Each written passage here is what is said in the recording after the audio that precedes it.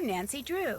This is my center of operations, my desk. Go ahead and poke around. If you want to know the particulars of how I do what I do, take a look at the book titled How to Be a Detective. It's real helpful, especially if you're new to the mystery-solving business. And be sure to check out my scrapbook. I put memorabilia from all my past cases in there. A lot of them were pretty dangerous and at times really scary. But don't say anything about that to my dad, okay? He worries about me enough as it is. And whatever you do, read what's in the file called Case File. That'll tell you all about the mystery I'm about to try to solve. If you think you're ready to dive into that mystery, just click on the plane ticket and you'll be on your way. When Kyler Mallory called me from her home in London and asked me to be her maid of honor, I was a little reluctant. After all, I hadn't seen her since she stayed with us as an exchange student a couple of years ago. But when she told me the wedding is going to take place at an old family castle in Ireland, how could I say no? The wedding will be very small, but Kyler still needs help with all the final preparations, which means she'd like me to arrive several days early. So I'm going to fly to Dublin, rent a car, and meet Kyler at Castle Malloy. She warned me that the place is somewhat in need of repairs, whatever that means, and unfortunately by the time I get there it'll be night. But I've never been to Ireland before, and I've never even seen a real honest-to-goodness castle, let alone stayed in one. So the fact that it may be dark and run down just makes it more of an adventure. And you know me, whenever the question is who wants to go on an adventure, my answer is always, I do.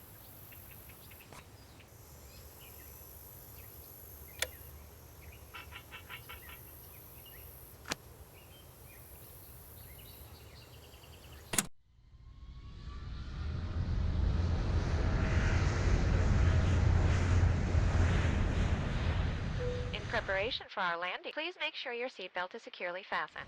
Thank you.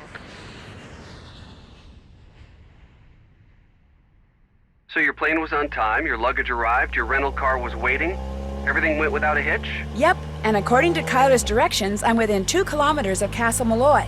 Now stop worrying about me and get over to the Dunhills. What time is it there? Around 2. The party just started. It's gonna go all day, so I've got plenty of time. Are you driving? Yes, Ned, I'm talking on my cell phone while I'm driving, but it's okay. There's absolutely no traffic. And I think I see the gates. I gotta go. Say hi to the Dunhills for me and have fun. Without you? Yeah, right. Take care, Nancy. Oh,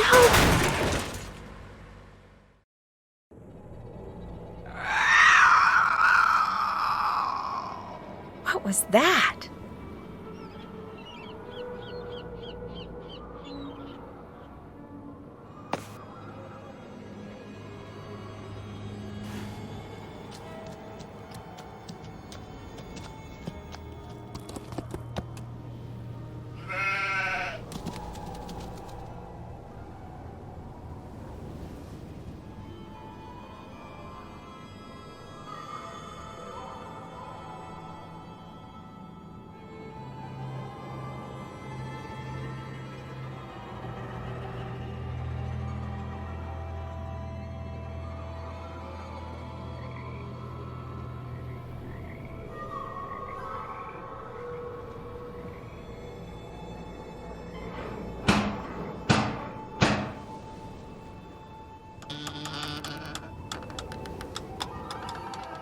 Oh, hello. I'm Nancy Drew. I'm here for the wedding. The wedding's been called off, so go on back to where you come from. No, wait, please. My car's in the ditch by the gate. I can't go anywhere. Walk down the road to the inn then. Give me your keys and I'll see to your car in the morning. I left the keys in the car. Can I at least talk to Kyler? She's sleeping. No, wait. I came all the way from the States. You cannot stay here. Go to the inn, I said. Now off with you. Please, can I come in just for a minute? Hello? Are you there? Hello?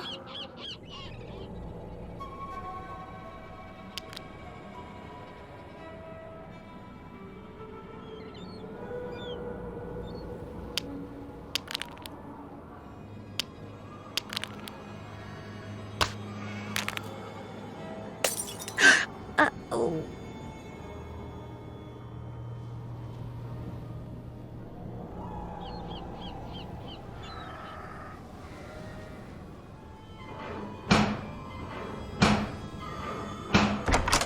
Deaf are you now? I told you you cannot be staying here. Noel, what are you doing? That's Nancy Drew, my maid of honor. Let her in.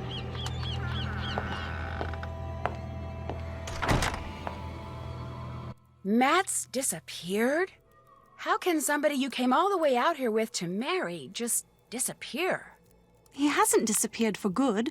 You have to understand, Matt's a bit of a prankster, and the wedding is still days away. He disappeared as a prank? He adores getting people in a tizzy. I do think he's pushing the envelope this time, but he'll show up. Mind you, it may not be till I've started down the aisle, but he'll show, saying he just wanted to make this a wedding no one shall ever forget. Why did that man at the door tell me the wedding was off? That was the caretaker, Donald Delaney. Not Donald, mind you. There's no D at the end, so it's pronounced Donal. That's the way you're supposed to spell it, which is to say that's the way the Irish spell it. Proud of his heritage, huh? Indeed. Which would be tolerable if his love for the Irish wasn't accompanied by an abiding distaste for the British. Now, he rather likes me, but that's only because he considers me to be Irish, since I'm directly related to the man who used to own this place. When it comes to my British fiancé, Donald detests him, which is why he was so quick to tell you the wedding's off. He wants it to be off. He came right out and said, if I am to be married in Castle Malloy, it simply must be to an Irishman. Said my marrying a Brit would upset the fairy people, or whatever he calls them.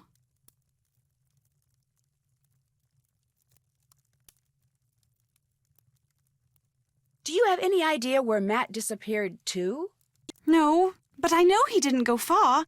The fact is, sometimes I hear him. You know, his voice. It's very faint and muffled, but it sounds like he's calling to me, saying things I can't quite make out. Teasing me, the lout. So I know he's somewhere close by. He'll be here for the wedding. I'd stake my life on it. Of course, I remember well your penchant for solving mysteries. So if you want to give this one a go, by all means do. You could start in the nursery. It's down the hall. That's where Matt had set up his cot and was spending most of his time.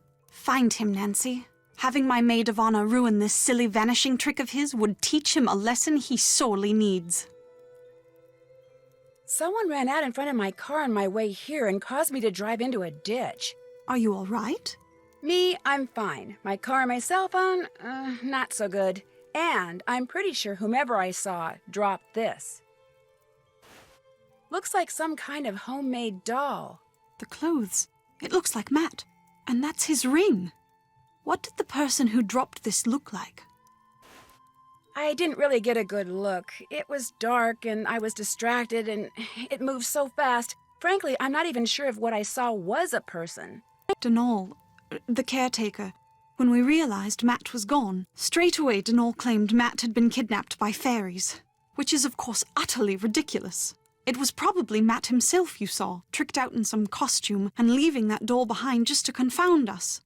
Well, I do hope he's enjoying himself, because as soon as we're married, that will be that. No more practical jokes. Ever. Does it bother you to be here all by yourself? Actually, Matt's best friend Kit Foley is here too. He set up a cot in the great hall downstairs. When did he arrive? We all came out together. Where does Mr. Delaney live? All I know is he comes at dawn and leaves at sunset. I can't fathom what he does all day, but he always seems to be puttering away at something. When he's not working, he spends most of his time down the road at the Screaming Banshee Inn. Who pays him? My grandfather's estate. Apparently, Grandpapa considered Donal to be as much a part of Castle Malloy as those mouldy old tapestries you see everywhere. I should let him go. All he ever talks about are banshees and fairies and leprechauns, and he can be quite obstinate, as you saw at the door. But if Grandpapa saw fit to put up with him all those years, I suppose I can too. When you said you sometimes hear Matt, where are you when that happens? In here?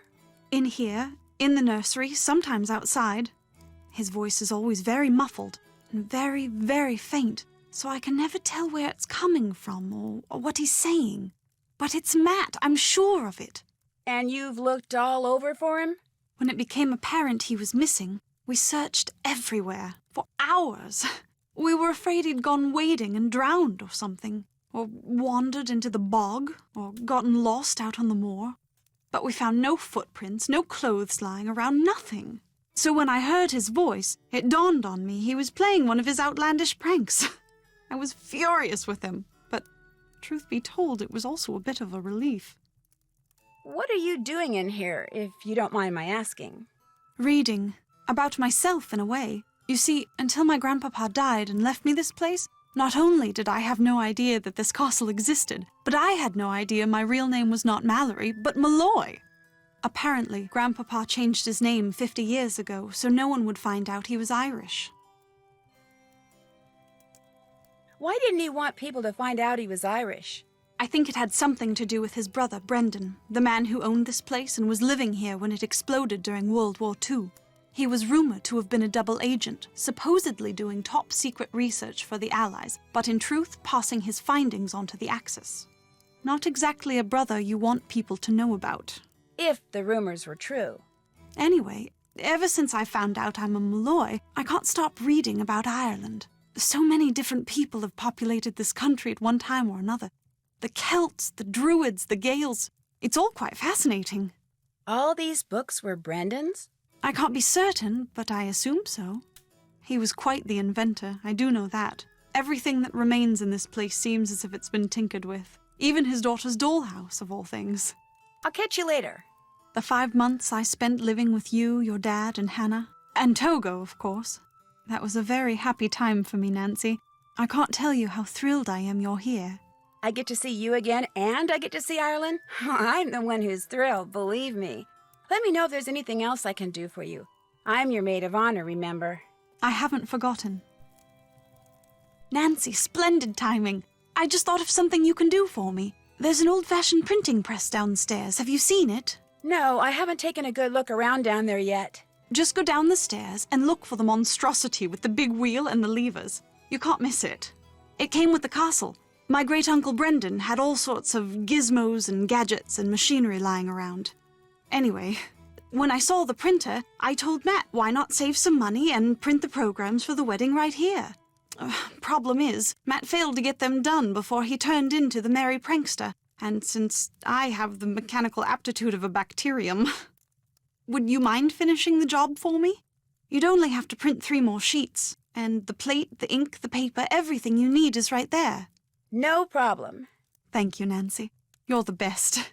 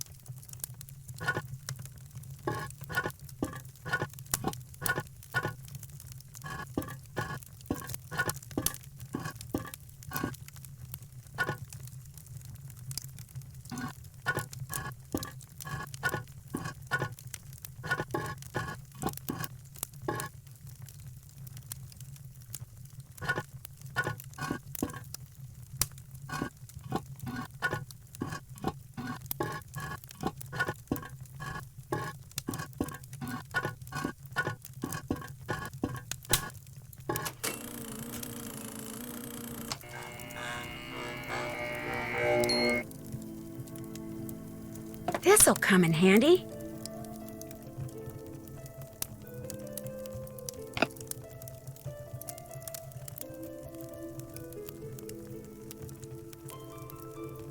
Whoa, that would have been quite a fall.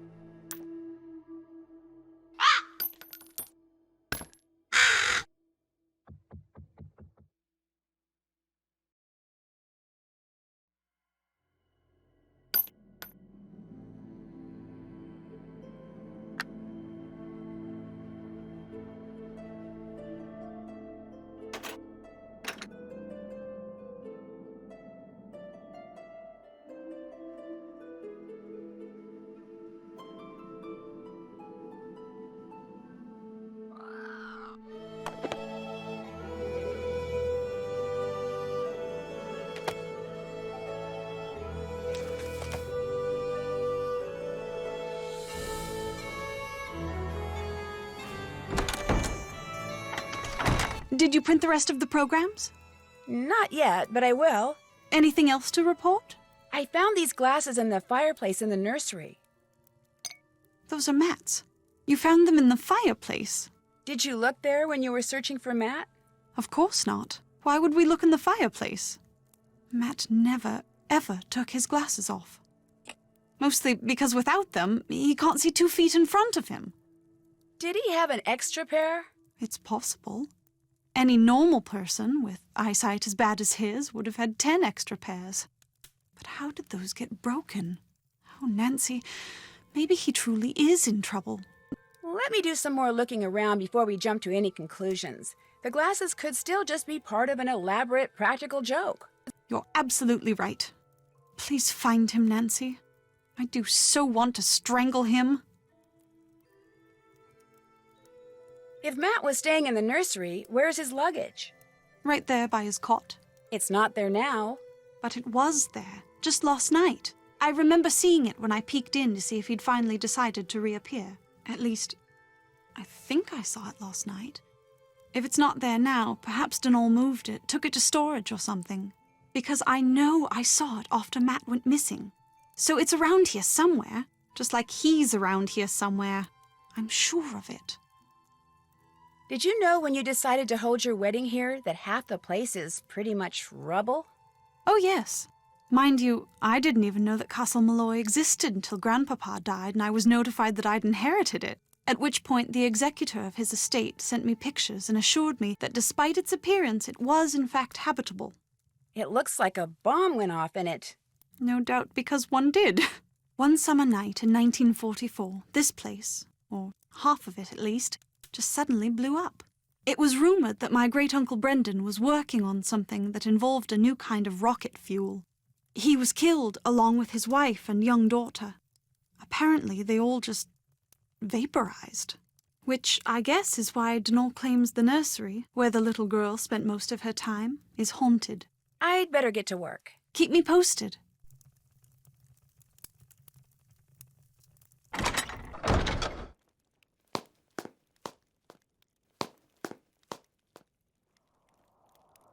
That's just a little too far to jump.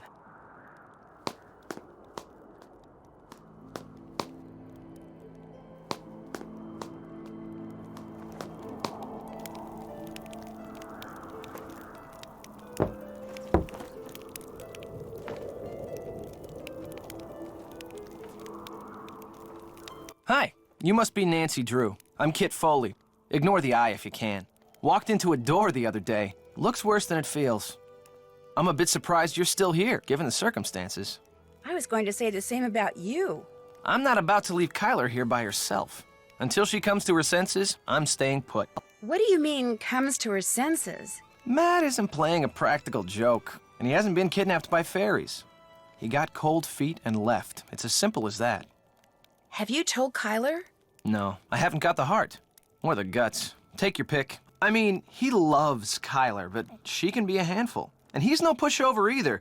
Their relationship is so tempestuous, it scares him. She thinks once he makes a real commitment, everything will be fine. But he's not so sure. So he bailed. Without saying anything to her? I'm sure he'll contact her in another day or two. In the meantime, she's in a raging state of denial, and I, for one, don't see any harm in allowing her to stay that way. I seriously doubt he walked out on her for good. It's just that for Matt, marriage is way too much, way too soon. When or how did you realize that Matt had disappeared? Kyler and I went for a walk, came back, and the next thing I knew, Kyler was saying Matt was nowhere to be found. Where did you last see him? In the nursery. He always seemed to be in the nursery fiddling with things. Whenever I'd tease him about it, he'd always give me this impish little grin like he was up to something. When I checked the nursery and saw that Matt's suitcase and backpack were gone, it finally dawned on me that he had left and he wasn't coming back. Of course, by that time, Kyler had convinced herself that he was simply playing one of his practical jokes, and I couldn't bring myself to burst her bubble, so I didn't. How come you sound so American? Because I am American. My father's VP of International Sales for Krollmeister Incorporated. The company transferred him to London 15 years ago. I've pretty much lived there ever since, I just can't seem to pick up the accent. It looks like you're drawing something. Are you an artist? Me? Not hardly. I'm with a real estate development company. These are just preliminary sketches for a couple of projects we're working on. In other words, I'm doing homework. Residential real estate or commercial? Mostly residential. And let me tell you, we'd have a field day with attractive land like the one this castle sits on. Ocean view, easy commute to Donegal, bedrock foundation, readily accessible groundwater. That bog's a bit problematic, but a little sand, a little gravel, a little landscaping, voila! A cluster of 6, maybe 8 luxury homes amid a park-like setting that would sell like lightning. Time for me to scoot. See ya.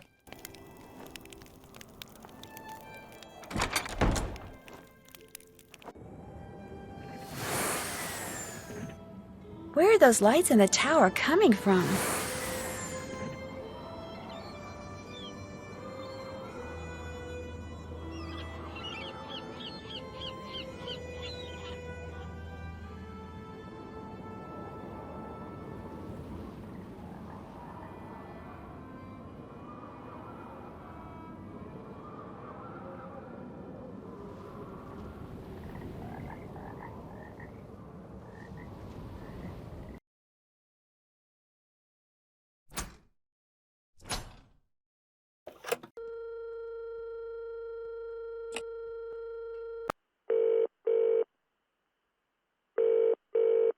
Hello?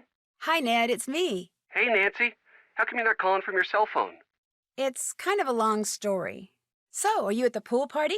Yeah. In fact, Kathy and Carrie say hi. So do their parents, and everyone else who's here. Which is pretty much all of River Heights. You sound funny. I just miss you, that's all. Look, enough about me. I want to hear about Ireland. How's it going? Well, it would be going a whole lot better if the guy Kyler came here to marry wasn't missing. The groom is missing? She thinks he's just playing a practical joke. Wait a minute. You and Kyler are there by yourselves? No, Matt's best friend is here too. So's the caretaker, Mr. Delaney. This guy Matt thinks disappearing less than a week before his wedding is funny? I'm no expert on marriage or anything, but I don't think that's a good sign. Something that kind of looked like a woman and kind of didn't ran across the road right in front of me just as I got to the castle. What do you mean it kinda looked like a woman? It had all this long, wild hair, and it was wearing something flowing, like a dress or a robe. But its face, it just didn't look human.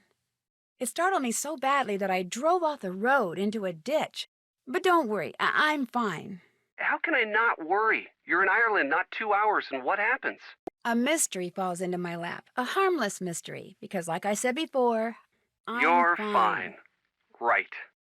Kit Foley, Matt the groom's best friend, has a black eye, which he says is because he walked into a door. When a guy says that, it usually means he walked into some other guy's fist. If that's true, that means Kit is lying, which makes Matt's sudden disappearance even more disturbing. It'd make me wonder, that's for sure. I'd really like to get into the tower of Castle Malloy. What's stopping you? The lack of stairs, for one thing. There are no stairs? They were destroyed along with half the castle in a mysterious explosion during World War II. Apparently the guy who lived here then, Brendan Malloy, was some kind of mad scientist. Why do you want to get up in the tower so bad? I saw some strange lights coming from inside it. I can't help but think it might have been Matt. Why would he be up in a tower? Maybe that's where he's hiding out. You just said there's no way to get in. I know, but maybe... He learned how to fly. You're not helping, Ned. Sorry, Nancy. I found Matt's broken glasses in the fireplace of the room he was staying in. What would somebody's glasses be doing in a fireplace? They could have been knocked off his face and landed there. You think he was fighting with someone? That's a possibility. I didn't admit it to Kyler, but I'm getting worried. Relax. Because you know what? If I wore glasses and if I were into playing practical jokes on people, I'd do just that. I'd break them and leave them someplace really weird just to freak out whoever finds them. You're probably right. But why don't you give that fireplace a real good look, just in case? I think I may need a hint. Might I suggest you consult someone who's much closer to the goings-on there in the castle than I am? Someone like... That fortune teller in the Great Hall. You're kidding me. Nope. Madame Isibeal knows all. I better get going. All right. Talk to you later.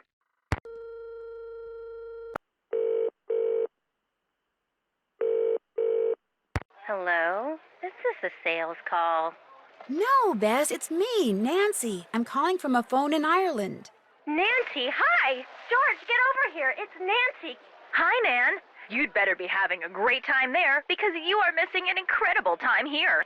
The Dunhills throw the best parties. You should see all the awesome pool toys they've got. And everywhere you look, some cute guy in swim trunks is standing over a barbecue grilling something.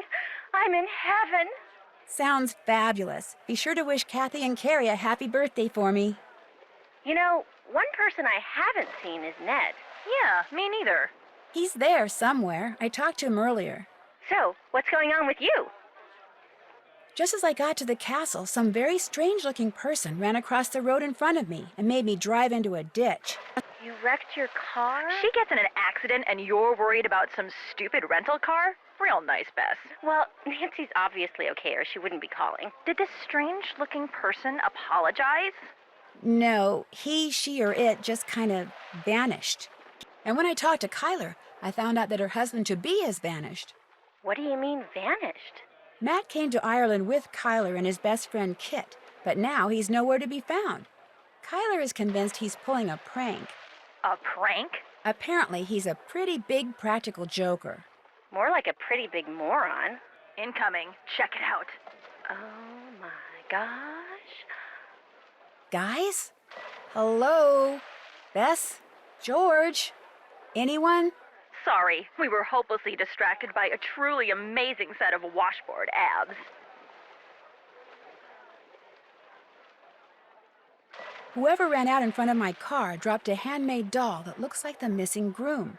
A handmade doll? That's kind of freaky. Dolls are freaky, period. Who around there would be making dolls?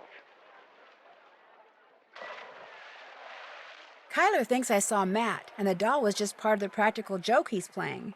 Let me see if I got this straight. The guy thinks disappearing less than a week before his wedding, causing cars to run off the road, and making creepy dolls is funny? Not exactly Bess Marvin marriage material, is he? What would you two say if I said I needed a hint? We would say, why ask us when you've got your very own fortune teller right there in the great room? Right, George? There's an old Irish saying, when it looks like you might fail, go see Madame Isibeal. That's not an old Irish saying. I know, but you get the picture. I'd better get going. You guys are wearing sunscreen, right? Yes, Nancy. Just checking. Bye.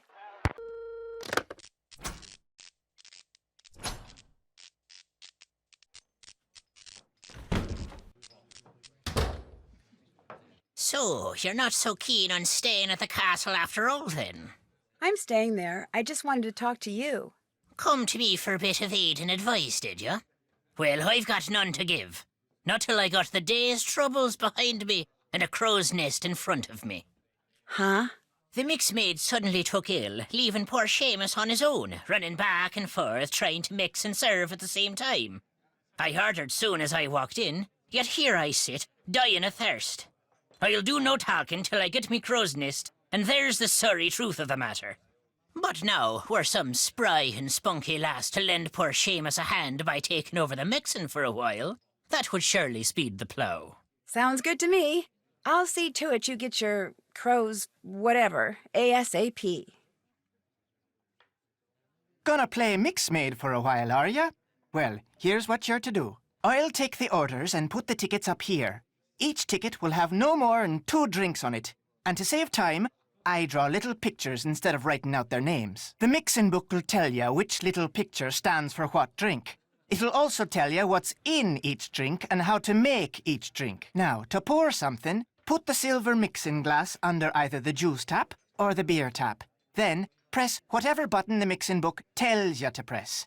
The book will also tell you how many times to press it. If the drink needs blending, you'll see a picture of a blender at the top of the column in the book. You're to put the solid ingredients into the blender first, then pour whatever's in the mixing glass into the blender. Then press the red button, and when the blending's done, just reach under the counter and find the serving glass that's pictured in the book. put the serving glass on the grey mat and pour everything from the blender into the serving glass. If the drink doesn't need blending, just find the right serving glass, put it on the grey mat, and pour everything you've poured into the mixing glass into the serving glass. Then, add anything else the book tells you to add, put the serving glass on the tray to the right of the ticket it goes to, and start fixing the next drink. Soon as you've made all the drinks on a ticket, ring the bell and I'll serve 'em up. Just remember, if the orders start coming thick and fast and the tickets start piling up, you're to make the drinks on the ticket closest to the bell first. Now, you'll be making no mistakes, I'm sure. But if you do, just toss the glass into the rubbish bin down there to the right and start over. Mind you, lass, you must do the mixing fast and proper. The quicker you mix, the more tips you'll be keeping. To work with you now.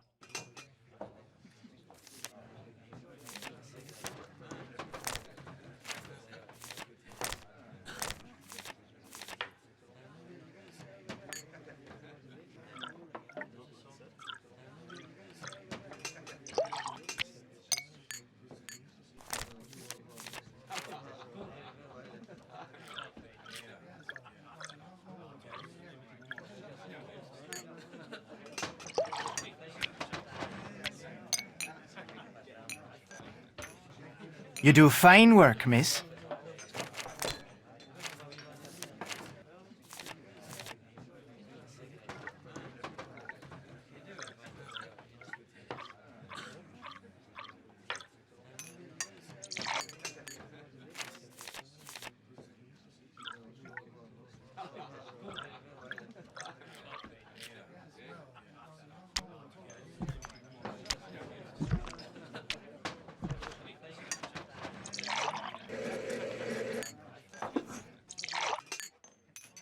You do fine work, miss.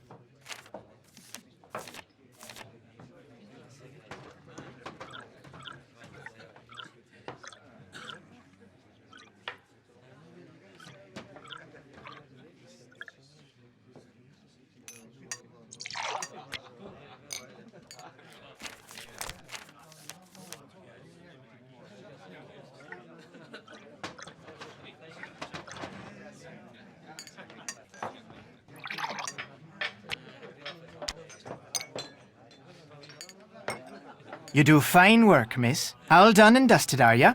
Thank you, miss. Take what's in the tip jar, and the next time you help out, you can keep the tips then as well. You make a mean crow's nest, girl. Well done. Now, I'm to tell you what happened to the Sassenach, am I?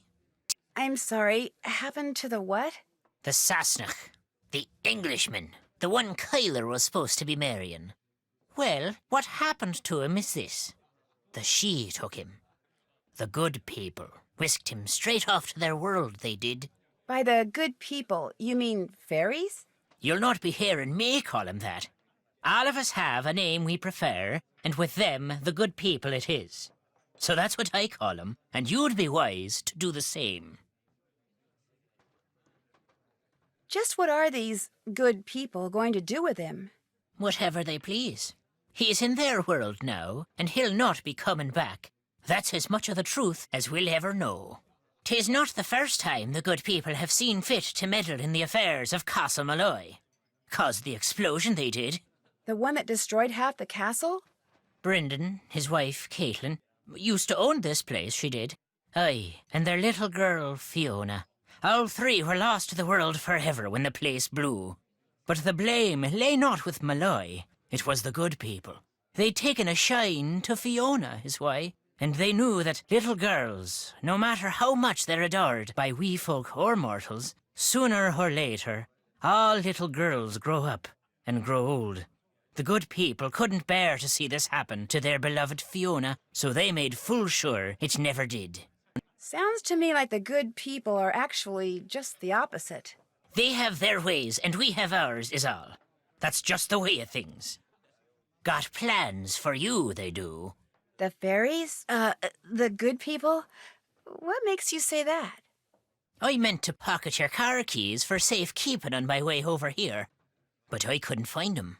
You mean my keys weren't in the car? Aye, that's exactly my meaning. Taken they were. The good people want you to be staying. The name of this place. Just what exactly is a banshee? A woman, one of the good people, as alive as you and me, with wild hair almost as long as the tattered grey robe billowing up around her whenever she appears. Sometimes she takes on the form of a hooded crow, but it's the sound she makes, her terrible wailing, that strikes fear in the human heart. Because when a mortal hears the wail of a banshee, it means someone is about to die. I saw someone with long hair and a gray robe outside the castle tonight. Did you know? It ran across the road in front of me. That's why my car's in the ditch. Not till I was 54 did I see a banshee. To see one at your age, on your very first night in Ireland. A special lass you are indeed. There's no other explanation for what I saw? There might be 24 explanations for what you saw, but none, save one, is the truth. Do you dislike all Englishmen as much as you dislike Matt Simmons? Or is he special somehow? I've little use for any Sassenach, but I took a disliking to this one soon as I laid eyes on him. Arrogant he was, cocky, disrespectful, foolish, always touching things he shouldn't, going places he didn't belong. Worse than a stray dog, that one was. What about Kyler? Aye, Kyler.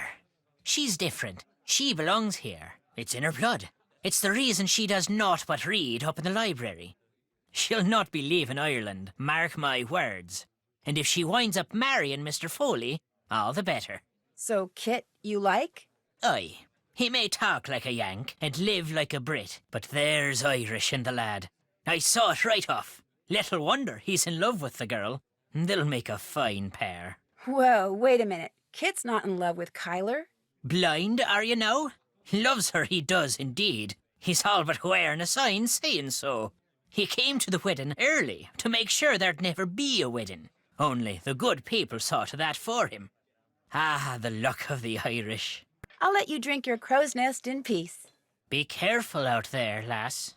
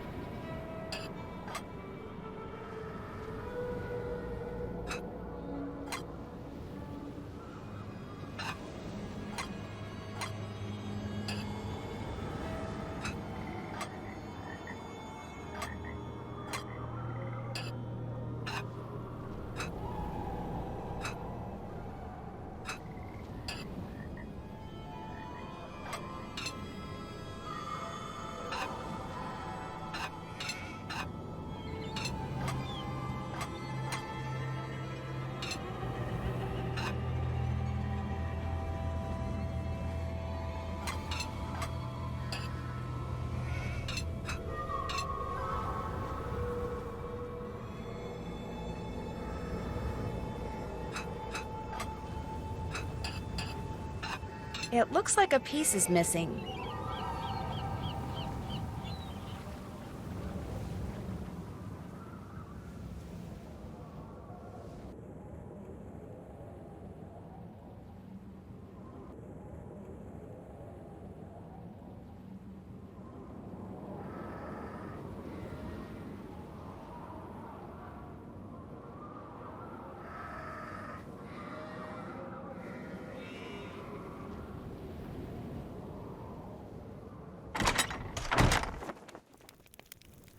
What's going on?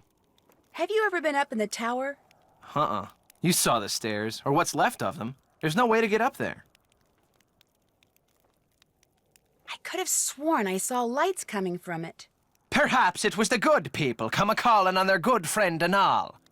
Or maybe it was just reflected moonlight or something. So if you're thinking Matt's up there, forget it. Ain't no way. Time for me to scoot. Keep it real.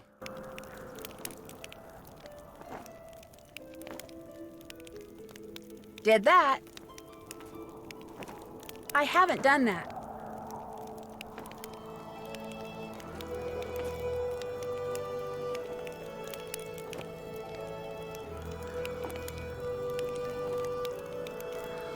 I should use black ink to print the programs.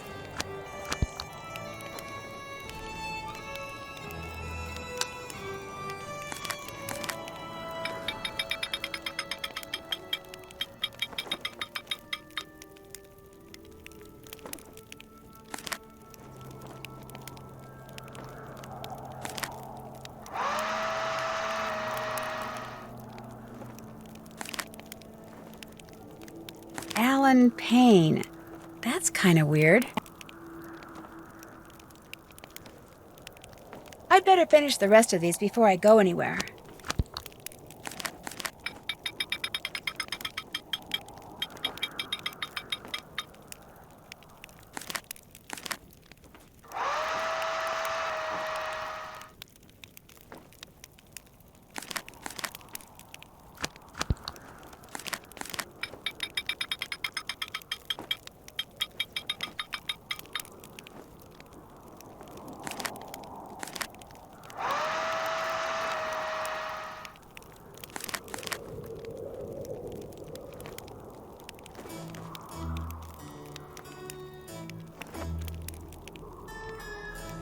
What's going on? If you and Matt are best friends, how come he didn't make you his best man? Matt felt like it would be a good move for him politically if he asked this guy he knows from work, Alan Payne, to be his best man, and I said fine, don't worry about it. No big deal. Time for me to scoot. Keep it real. I can't just go snooping around, not with Kit right there.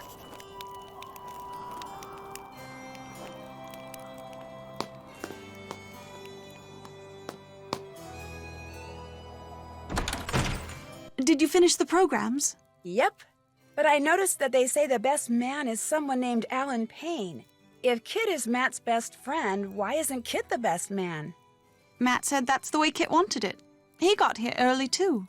But when Matt vanished, Alan was certain that Matt was playing a joke and refused to be the butt of it. So he went back to London, saying he'll reappear only when Matt does and not a moment before.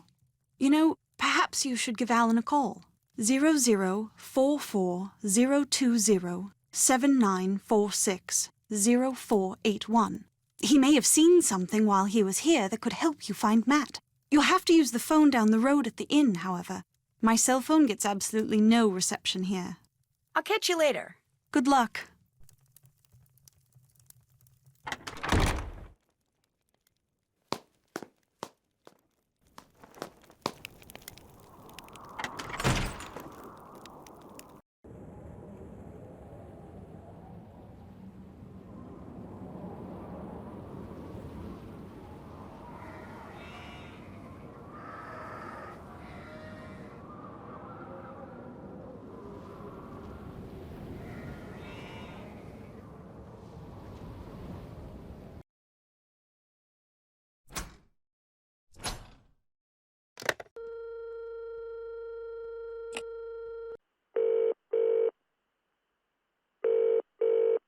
Hello?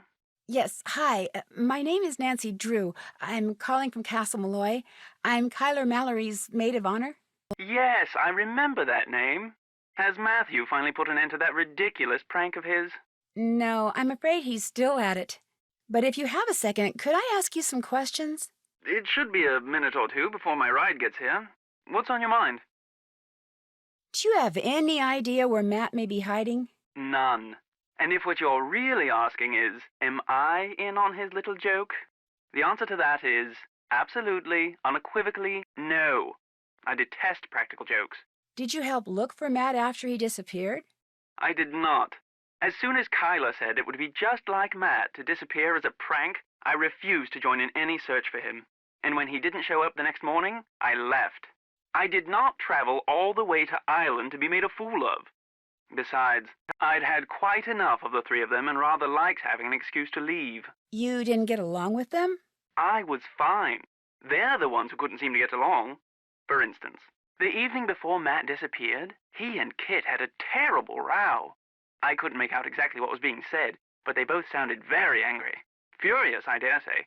In fact, the next time I saw Kit, he was sporting a black eye. And the next morning, Matt and Kyla had a go at each other. Nothing physical, mind you, and once again, I couldn't make out what was said, but I promise you, they were quite put out with each other. I was more than happy to bid the lot of them farewell, though I imagine I'll be returning to the castle before too long. Matt is bound to find his prank as tedious as everyone else does eventually. I must be off. Nancy, it was a pleasure venting to you. Hopefully before too long we shall meet in person. Cheers.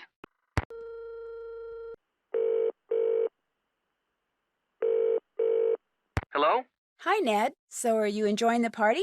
Oh, yeah. It's fun. Very fun. Are you sure you're at the Dunhills party? Because it doesn't sound that way. I am. I just ducked inside when my phone rang, that's all. So what's going on there? I have the feeling someone at Castle Malloy knows more than they're saying about Matt's disappearance. Someone like who?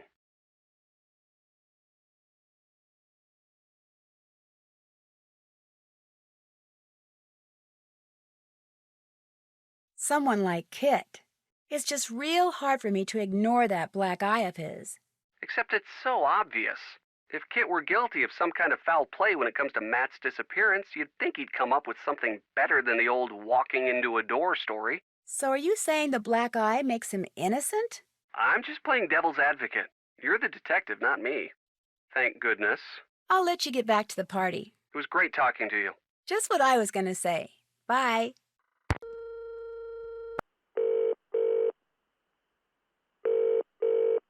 Hi, what's up? Just checking in. What's new there? Nancy, this is the best party ever. Translation, Amazing Abs has talked to her twice. Have you seen Ned? When I talked to him, he sounded weird. Should we tell her? We kind of have to now, don't we? Tell me what? Minky McNabb's here, in all her bikini-clad, boy-crazy splendor. And when she saw Ned and didn't see you, Beeline City. Ned has wisely gone into hiding. Oh, poor Ned. That's what he gets for being so cute. So, how are you doing, Nance? According to Alan Payne, Matt's best man, there was a lot of arguing going on just before Matt disappeared. Matt was fighting with Kit, Kyler was fighting with Matt. Alan said he went back to London to wait for Matt to reappear because he couldn't stand all the constant squabbling. So, all was not blissful in premaritalville, eh? Wait a minute. If Kit is Matt's best friend, why isn't he his best man? Good question. Unfortunately, the person most qualified to answer it has disappeared. Did I tell you that Kit Foley has a black eye? Why am I not surprised?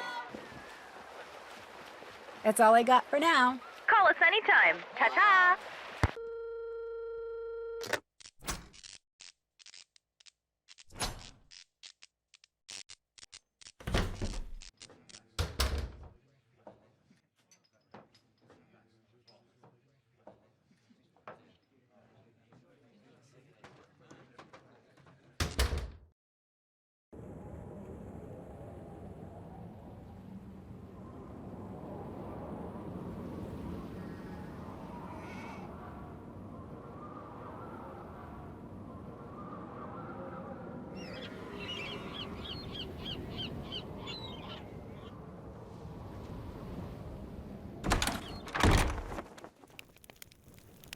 How's it going?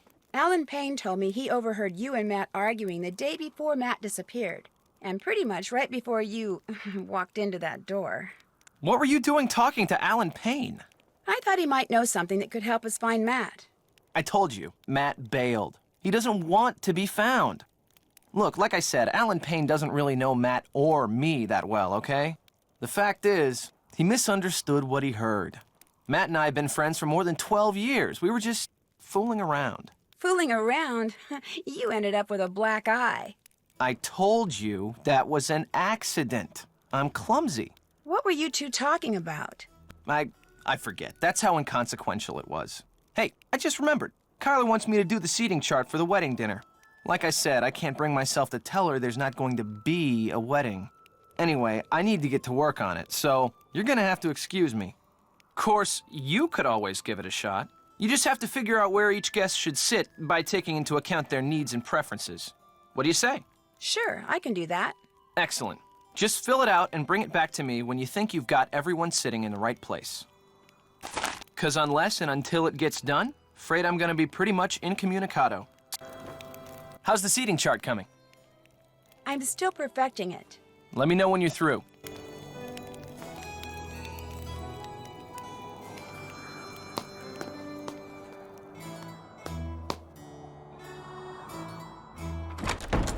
You have a lead? When I called Alan Payne, he said that on the day Matt disappeared, you and Matt had a pretty big argument. I dare say Matt and I have argued about one thing or another every day since we met. That's just how we are together. Can you remember what you were arguing about? I haven't the foggiest idea. Apparently, you should ask Mr. Big Ears Payne. I'll let you get back to your reading. Anytime you want to talk, I'll be right here.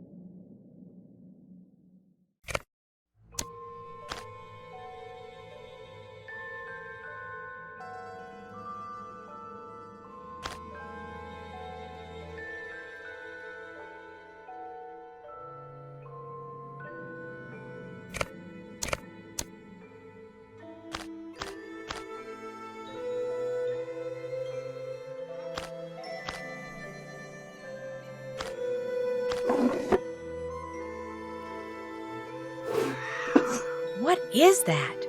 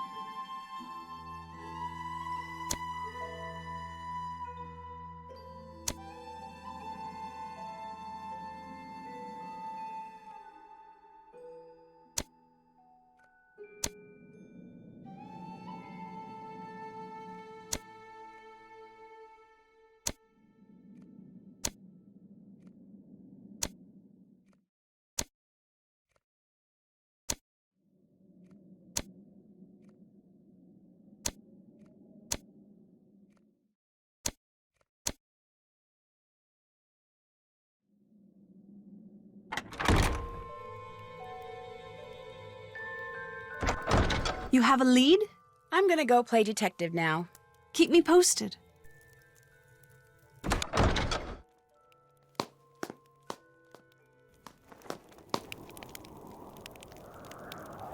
How's the seating chart coming? Could you take a look at it? You bet. This looks great. Wow, you did it. I'm impressed. So now we can talk. Yeah, now we can talk. Oh, hey, actually, you might want to take a look at this first. I found it on the floor in Matt's room when I was looking for him. What is it? Frankly, it didn't make a lot of sense to me, but maybe it will to you. Take it. If anybody can figure out what Matt was doing with it, you can, I'm sure. Good luck.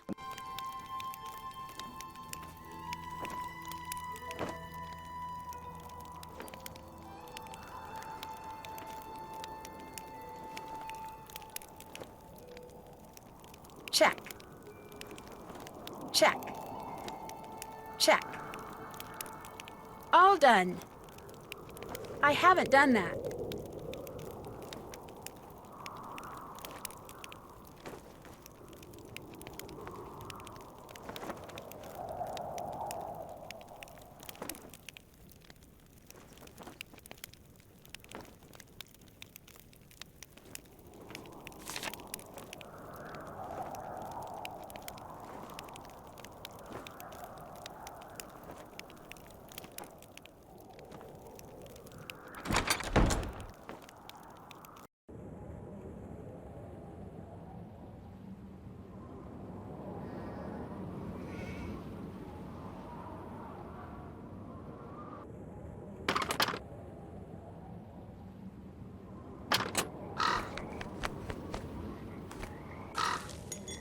Wonder what that crow's doing in there. Ah!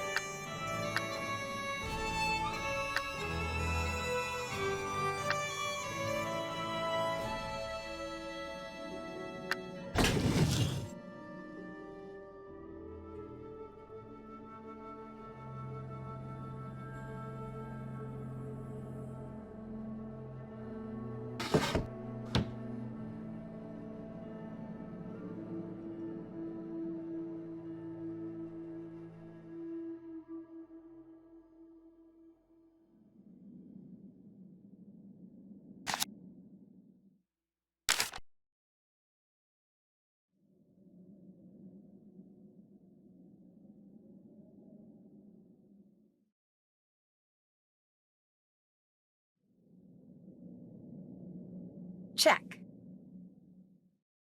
Did that. Check. Check.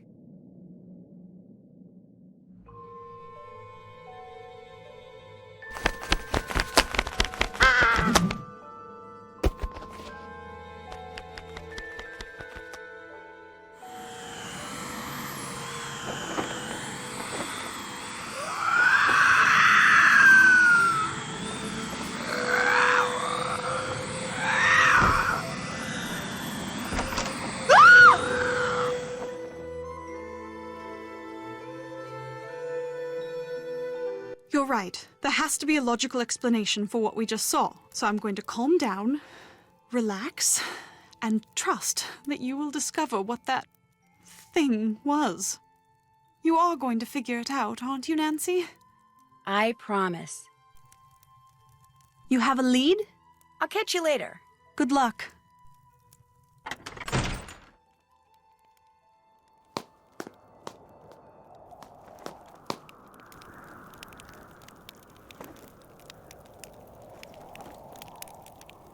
Did you hear something just now? Like someone screaming? Or was it just the wind? Actually, it was Kyler. She and I saw someone with long white hair reaching in through the window of the nursery. Kyler screamed, and whoever or whatever it was disappeared.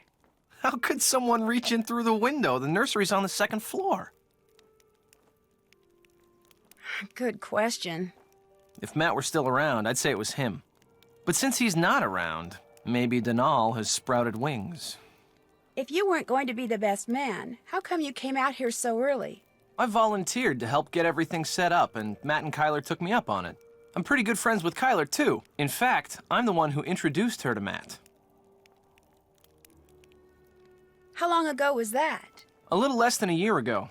They both claimed it was love at first sight, and it seemed like it really was, right up until a couple of days ago. You sure do ask a lot of questions. Wait a minute. Nancy Drew. Kyler told me about you. You're the girl who likes to play detective. Well, it's just, kind of a hobby. Although Kyler did say it'd be nice if I could find Matt. Well, you're not going to have any luck doing that. Old Matt is long gone. Kyler says sometimes she hears Matt's voice, only it's very faint and muffled. Do you ever hear him? No. Man, Kyler must be losing it or something, because I'm telling you, Matt is not here. The caretaker seems to think you're the one who should be getting married here, not Matt. Yeah, well, in case you haven't noticed, that guy's got several screws loose. I just happened to mention that 3 out of my 4 grandparents were born in Ireland, and now whenever he sees me, he gets this weird look in his eye. But you don't think he had anything to do with Matt's disappearance? No. I mean, I'm not gonna lie. He and Matt did not get along. They were always at each other's throats, arguing about the stupidest things. Even those leprechaun gnome things out in the garden. Denal had a fit one day when he saw Matt messing with them. And when Matt announced he was going to stay in the haunted nursery, I thought the guy was going to burst a blood vessel, he turned so red. But Matt disappeared on his own, not because of anything Denal did.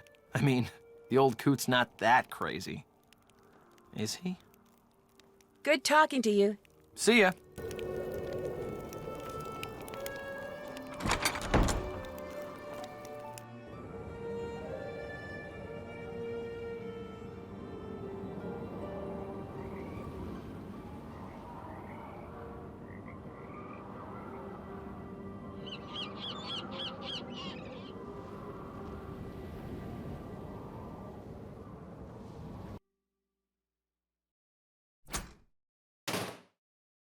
If I want to call somebody, I need to use my phone card.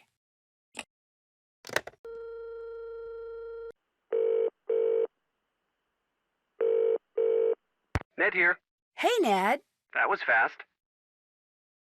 Every once in a while, I hear this weird wailing sound, but I can't tell where it's coming from. Has anyone else around there heard it? I don't want to say anything to Kyler about it because I'm afraid it'll freak her out. And I'm not sure I trust anything Mr. Black Eye has to say. What about the caretaker? Mr. Delaney, true blue Irishman that he is, thinks I heard a banshee. A banshee? As in the creature that supposedly wails before someone dies? Right. Well, technically it's a fairy, not a creature. You don't believe him, do you? Of course not. It sure is a creepy sound, though. For which there's a logical explanation, I guarantee it. Remember the woman who made me drive into a ditch? I saw her again. Where was she this time? Outside the window to the nursery. I came face to face with her. Then Kyler came in and scared her off. Did you go after her? Couldn't. She just sort of vanished. Oh, and did I mention that the nursery is on the 2nd floor? What? How'd she get up there? I have no idea. Although just before she appeared, I heard this unearthly howling noise. I heard it when she disappeared, too. Unearthly howling noise? Nancy, what have you gotten yourself into? I'm fine, Ned. What did this woman look like? Very old and disheveled. Scary looking, with long, wild hair, and this crazy look in her eyes. You're pretty much describing a banshee, you know. Yeah, I know. Just checking. I'll let you get back to the party. All right, talk to you later.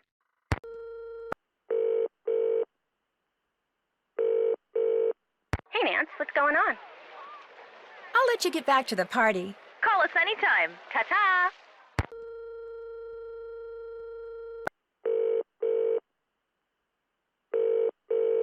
You've reached Alan Payne, who isn't home at the moment, which means you can either leave a message at the beep or call back. Up to you.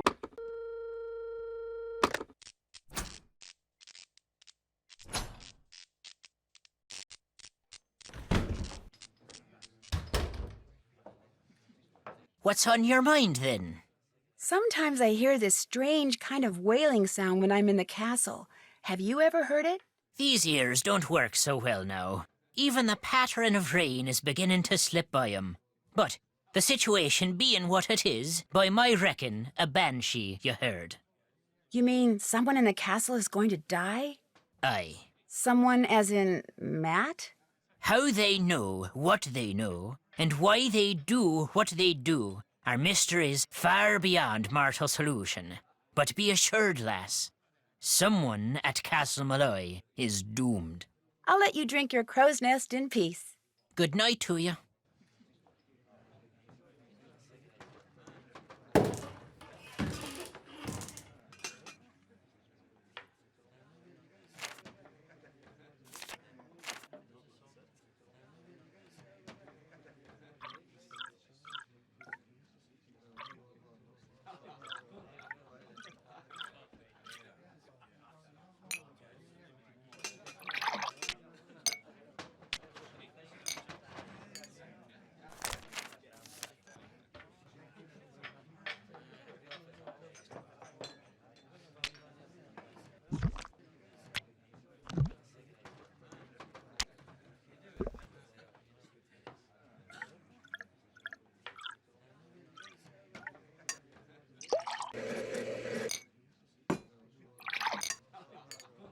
Another round completed.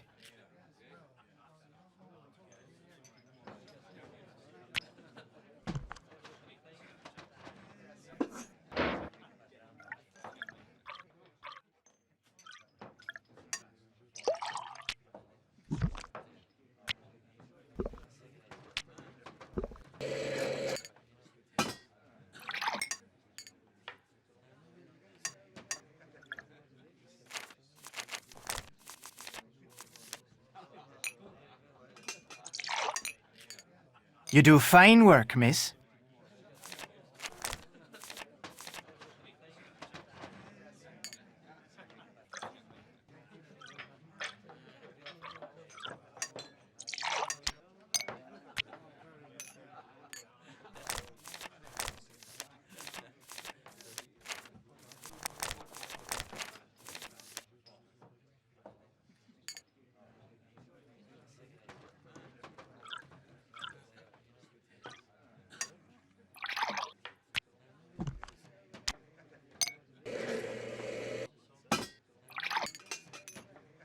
Another round completed.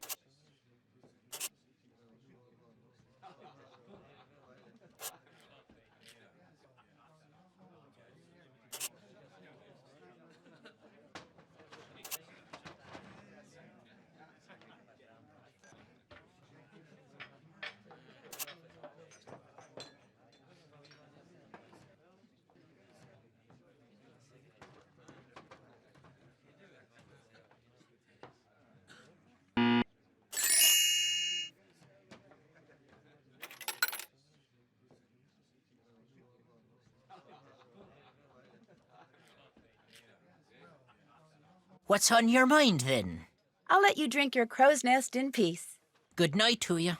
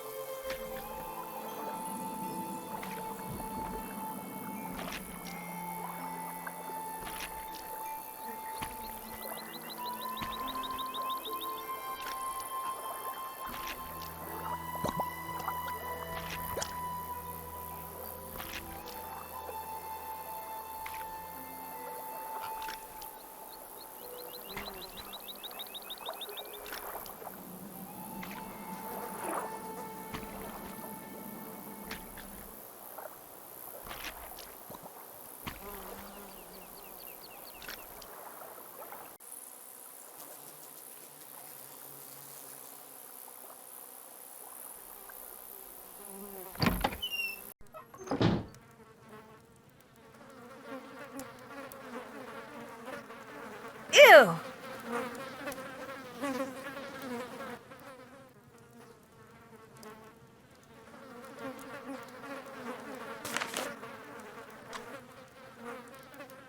Looks like I need a key.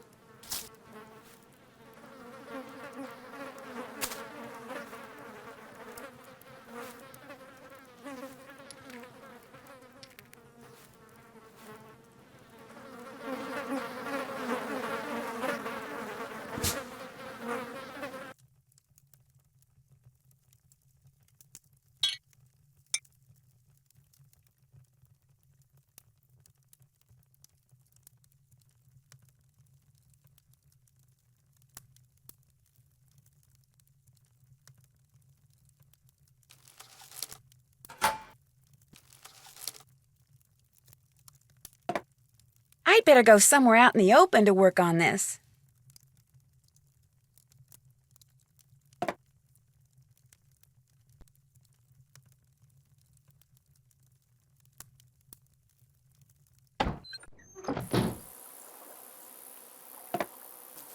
I'd better go somewhere out in the open to work on this.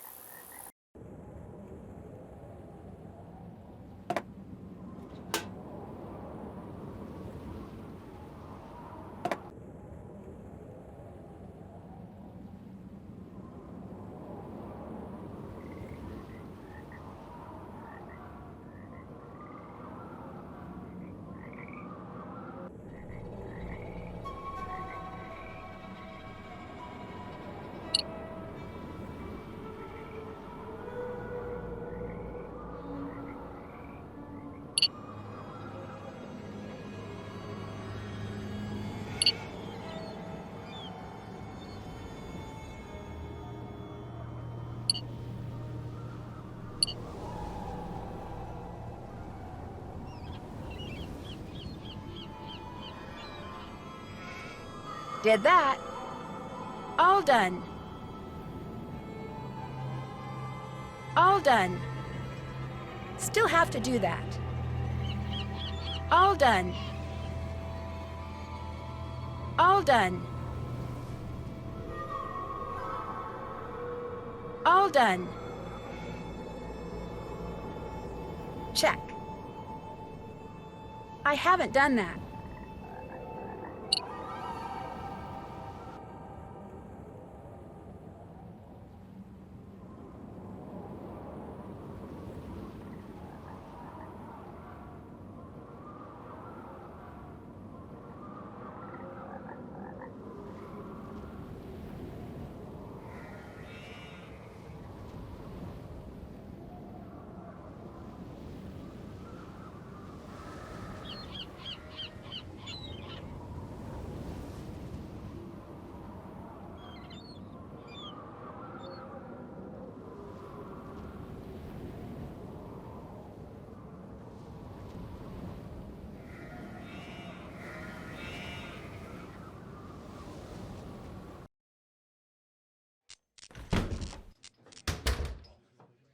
What's on your mind, then? Have you ever been to the other side of the bog? Do I look daft to you now? There's no walking across the bog. Once you fall in, there's no getting out. When I was your age, younger even, there was talk of an old gypsy woman who kept house in the bog, living all by herself, crazy as could be. But a tall tale is all it was. You stay clear of that bog, girl. There be no crossing it. Not if you're fond of living. Guess I'll go now. Good night to you.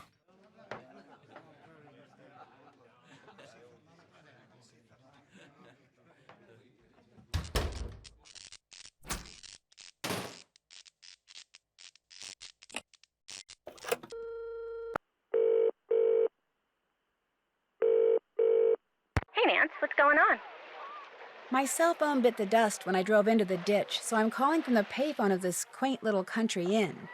Quaint as in charming, or quaint as in a borderline health hazard? Quaint is in a place where people go to play games like darts and relax over their favorite combination of fruit juices. In fact, anytime I want to play the games here, I can earn tokens by mixing drinks.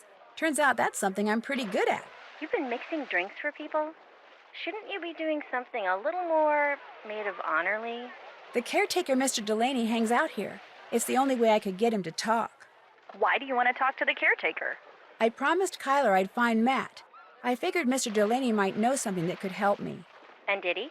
He says Matt was kidnapped by fairies. I'll bet you were thrilled to hear that.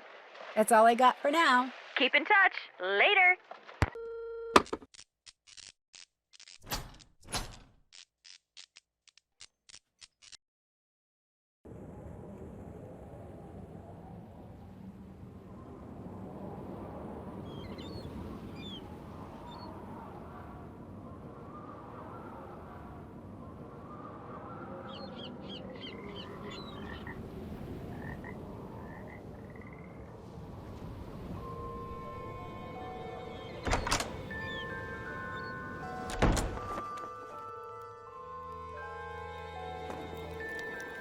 What's going on?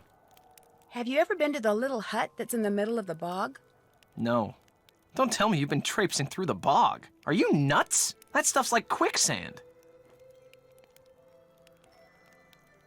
You just gotta watch your step. Well, if you go missing, at least we'll know where to look. I'd better get going. See ya. See ya.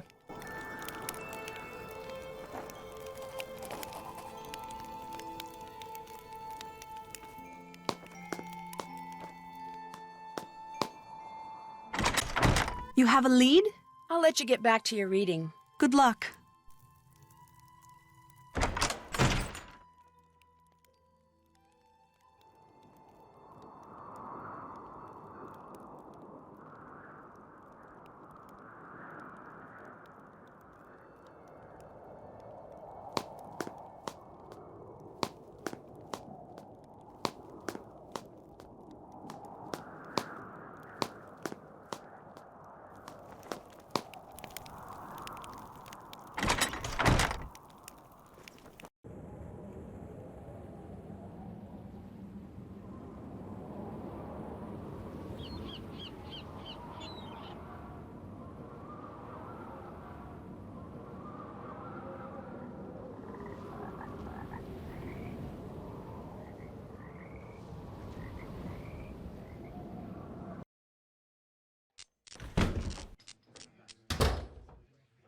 What's on your mind, then?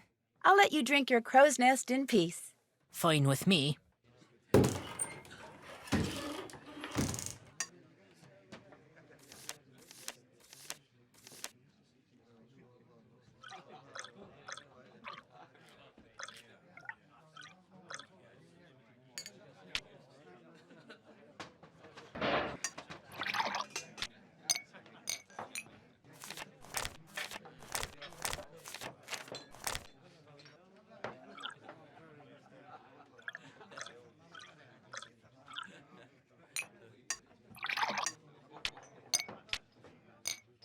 You do fine work, miss.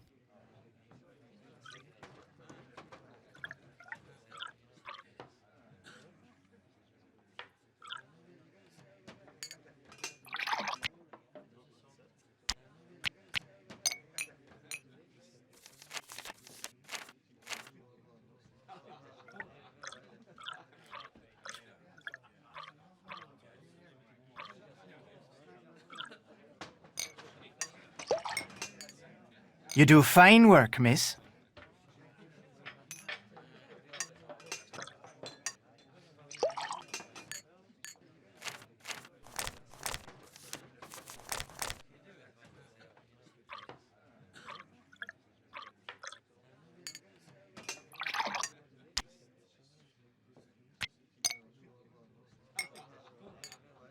You do fine work, miss.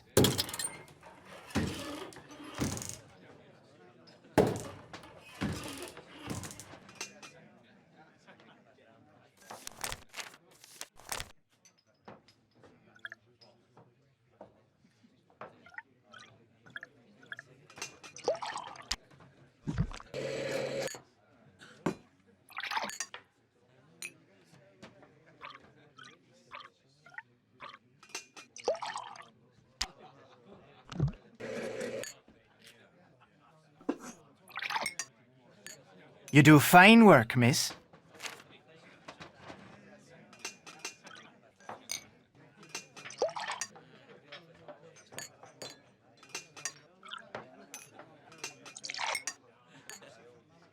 You do fine work, miss.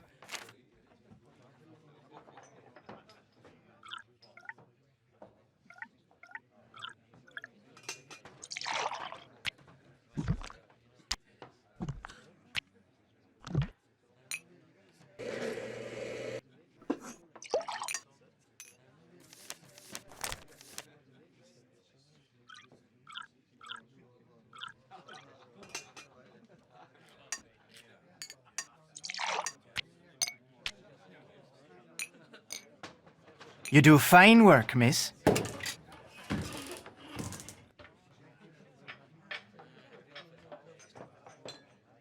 What's on your mind, then? I'd better get going. Good night to you.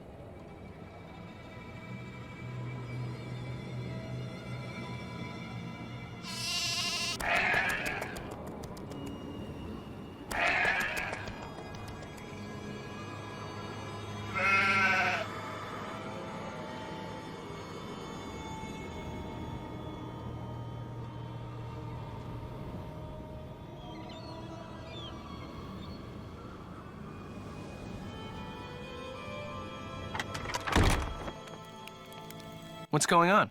I found the sketch you did on the ground outside. What's it for? What, that? I was just messing around. See, I'm into real estate, and whenever I see an interesting tract of land, I like to sketch out how I'd develop it, just to, keep the juices flowing. It doesn't mean anything. I was just doodling. Great, so it's okay if I keep this. Sure. Go right ahead. Good talking to you. Drop by anytime.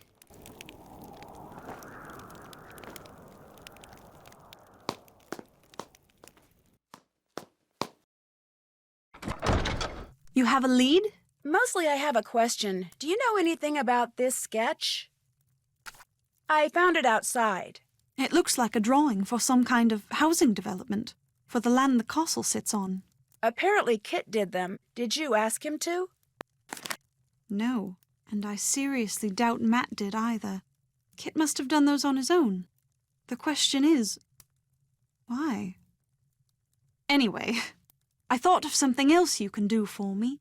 Since there's a possibility, however remote, that there are forces at work around here that none of us completely understands, I think it only prudent to do what I can to counteract them. To that end, I would like to include these herbs and flowers in my wedding bouquets. According to Irish lore, each of them is believed to be associated with things I could use a little more of right now. If you could pick them for me and put them in that vase over there, that would be wonderful. Here's a basket. This, of course, means that in spite of whatever it was I saw in the nursery, I still believe there will indeed be a wedding, because no matter who or what took Matt, you're going to find him, Nancy. I have to believe that. Please don't let me down. I'm gonna go play detective now.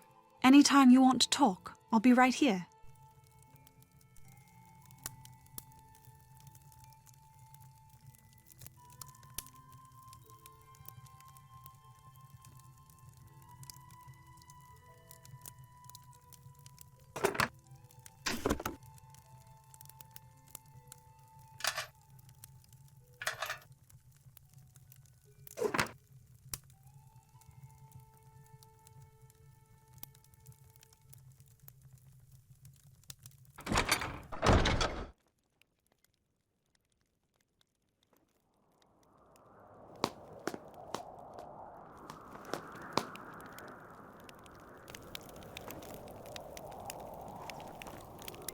What's going on?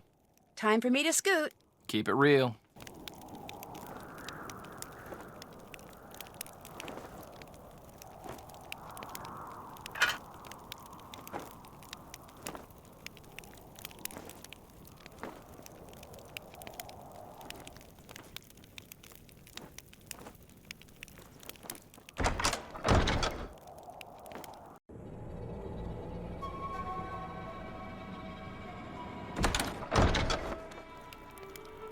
What's going on? I'd better get going. See ya. Keep it real.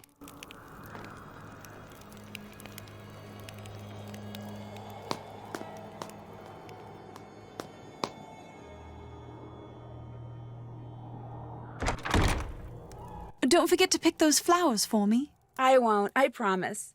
I'm gonna go play detective now. Good luck.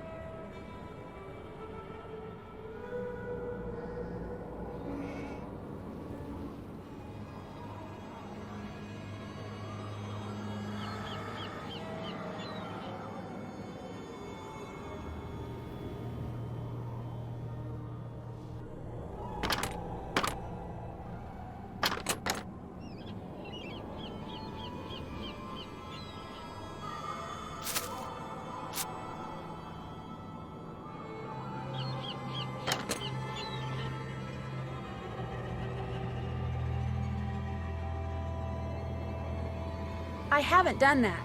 Check. Did that. Still have to do that. All done.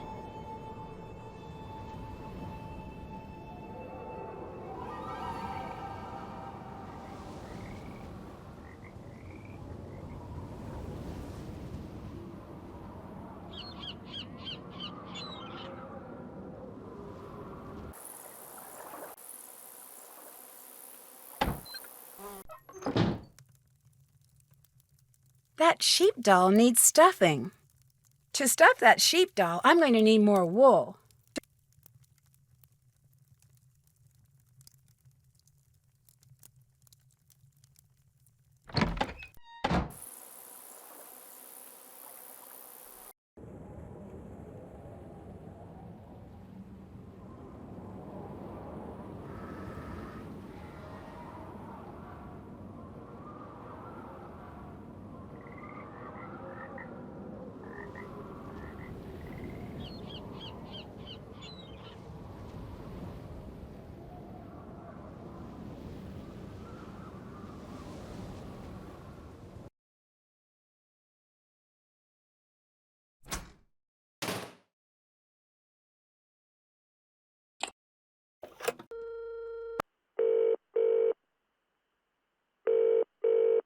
Nancy? Hi, so what's going on at the party?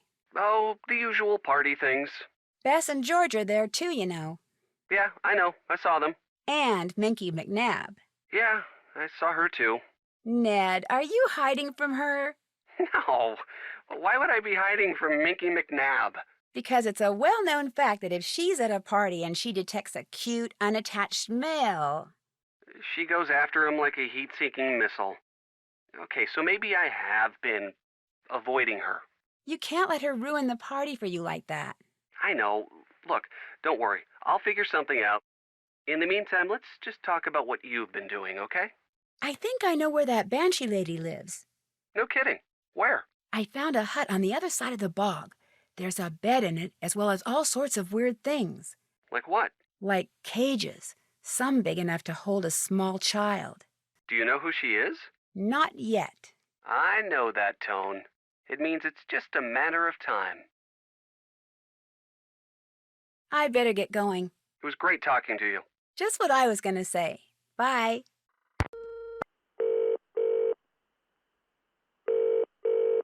Hey, Nance, what's going on? It looks like someone has been making dolls in this hut I found on the other side of the bog. The person who ran out in front of your car. That would be my guess. Any idea who this person is? Well, I'm pretty sure it's not the missing groom. It could be someone who knows what happened to him, though. Just what I was thinking. Just watch yourself, Nan. Anybody who lives by a bog and spends their time making dolls is probably not exactly running on a full tank, if you know what I mean. Kyler asked me to pick some special herbs and flowers to add to her wedding bouquet. What do you mean by special? According to Irish lore, each plant is associated with something like happiness, courage, peace, love, things that would be good to have a lot of when you're getting married. What brought that on? All the strange goings-on around here are starting to get to her. I think she's just doing whatever she can to keep the forces of good on her side or something. In other words, she's hedging her bets. In other words, she's losing it. She's starting to believe in silly superstitions. She's getting married. I mean, what about how a bride is supposed to wear something old, something new, something borrowed, and something blue? Would you call that a silly superstition? Yeah. It's a custom, George, practiced by brides for centuries. Customs like that are what make weddings so beautiful. They're so unromantic. I always thought shoving cake into your brand new spouse's face kind of looked like fun. You're hopeless. I'll let you get back to the party. Call us anytime. Ta-ta!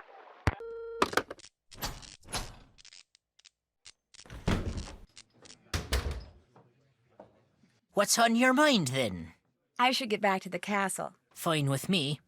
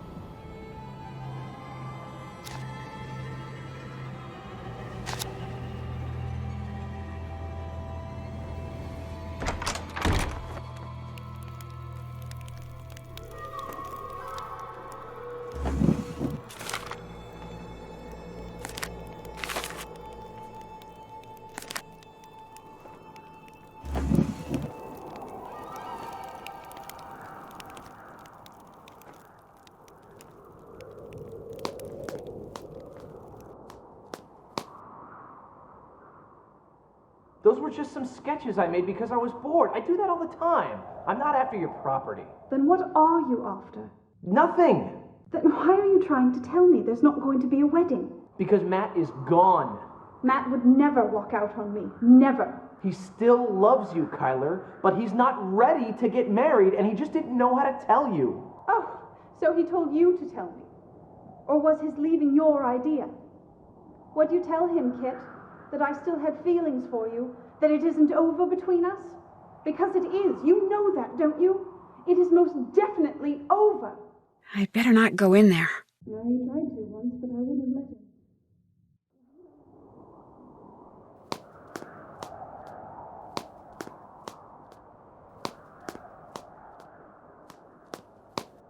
All done. All done.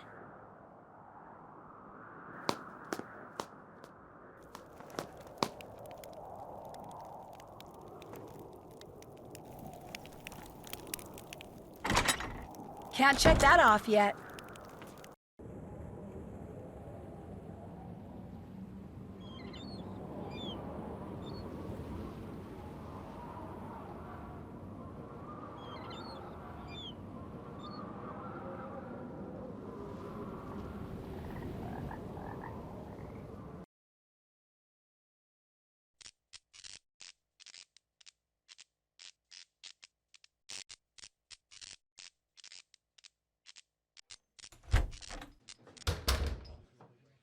What's on your mind, then? What do you know about the stone pillars with all the weird writing on them? I've never been able to make heads or tails of 'em. Even bought me a book on Ogham runes. Waste of good money, that was. Ogham runes? All those lines. Ancient Celtic symbols they are. Runes. Spell out something. I lack the time and patience to work out just what. I wouldn't mind having a go at it. Do you think I could borrow your book? Sorry to say, I'm not in a lending mood at the moment, lass. A wee bit of me favourite drum music would put me right, but the band can't be playing it because their drummer took sick. Looking for someone to take his place, they are. I could probably fill in. I mean, not permanently, but... Go to it, then. One ditty is all. Play it well enough, and the book will be yours. Seamus will help you get started. What a fine lass you are for helping out the band. Now here's what you do. Watch the cue. When it reaches the drum, just hit the corresponding section of the bowline with the beater. Keep doing that till the song's over. And if you've kept the beat well enough, the band'll split their tips with ya. They're about to start. Just watch the bar, keep your wits about ya, and you'll do fine.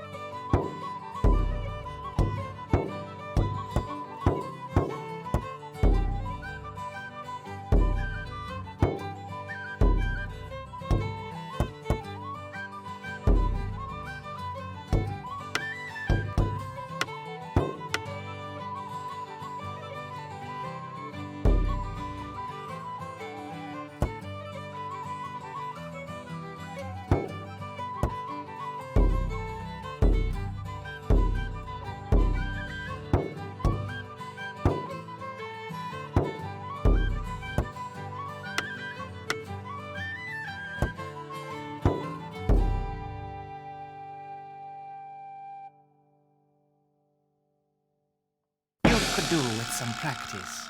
After that, I'm in a worse mood than ever. Give me another chance, okay?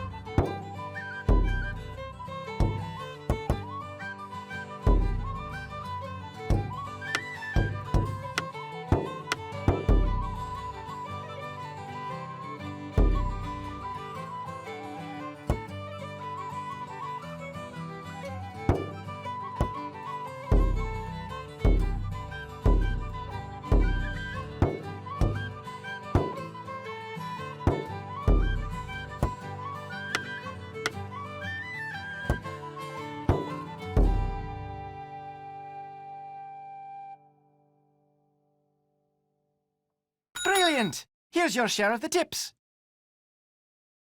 Sweet as clover to the honeybee, that was. Here's the book.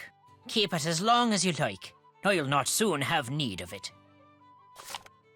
Will you be wanting something else from me then? I'll let you drink your crow's nest in peace. Good night to you.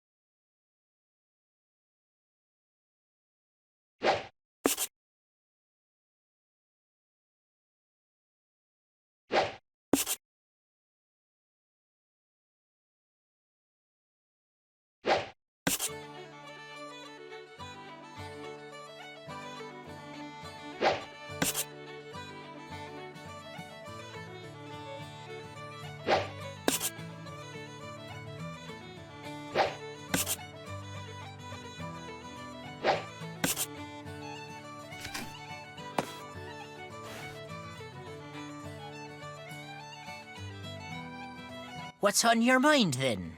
I'd better get going. Good night to you.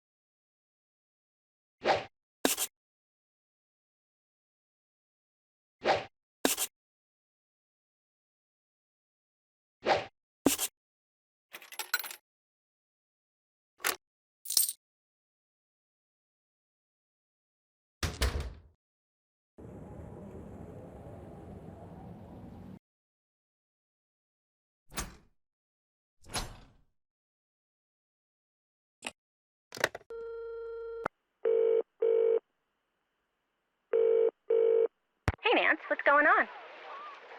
I'd better get going. Don't be a stranger. Bye, Nancy.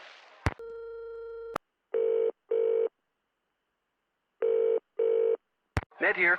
Hey, Ned. That was fast. I found Matt's luggage. Is that good news or bad? I'm not sure. The luggage looked as if it had been hidden by Kit, who's been trying to convince me that Matt isn't playing a joke at all. but instead had second thoughts about getting married and hightailed it back to London. Did you confront him? Not yet. Well, if Kit hid Matt's luggage, He might be hiding something else as well. the plot thickens. I'll let you get back to the party. It was great talking to you. Just what I was going to say. Bye.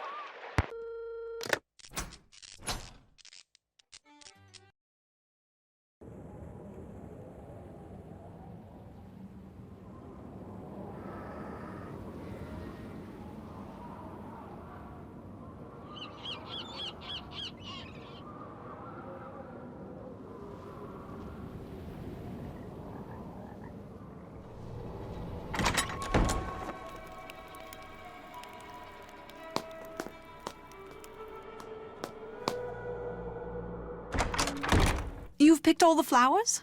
Yep. Go ahead and put them in that vase. There you go. Splendid. Anything else to report? I found Matt's luggage hidden behind the cots downstairs by Kit's things. How did it get down there? It kind of looked like Kit was hiding it. Oh, don't be silly. Why would Kit do a thing like that? Well, anyway, that's a good thing. It means Matt's still around here, just as I've been saying all along. Anything else to report? I'd better get to work. As soon as you find out anything, let me know.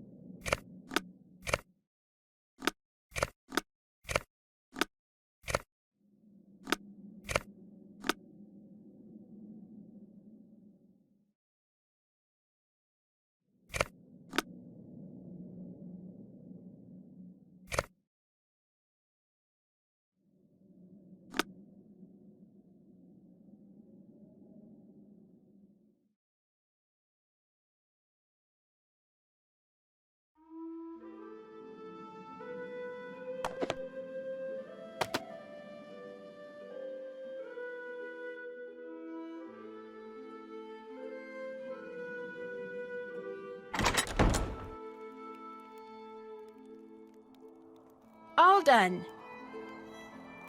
Check. Did that.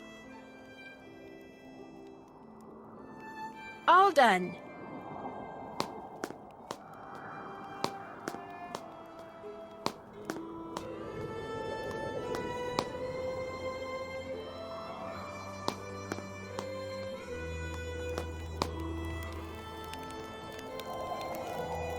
What's going on?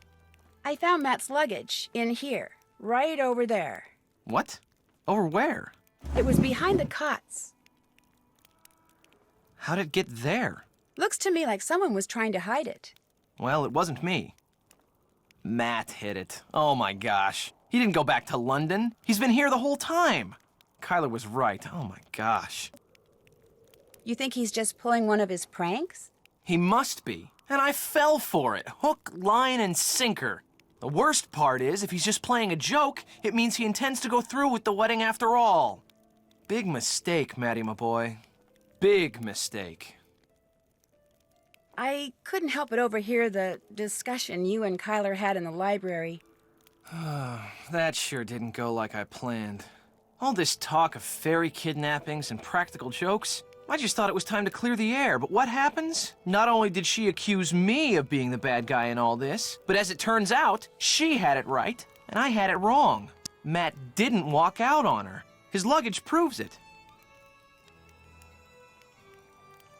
The part about your still having feelings for her, was she right about that too? Yeah. As for what, if anything, I'm gonna do about it, I haven't quite figured that out.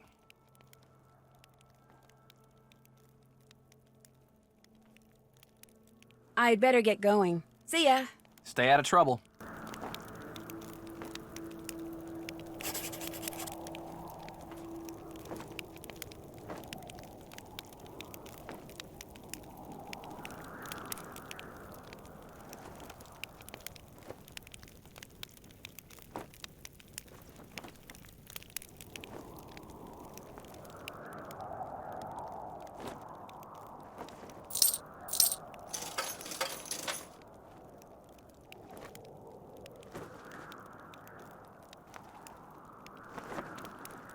would like a fortune.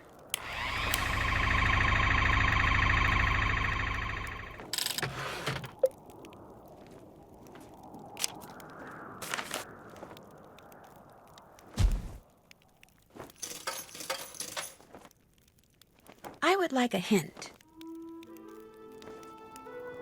What's the secret to using those little blocks to balance that scale with 3 trays in the library?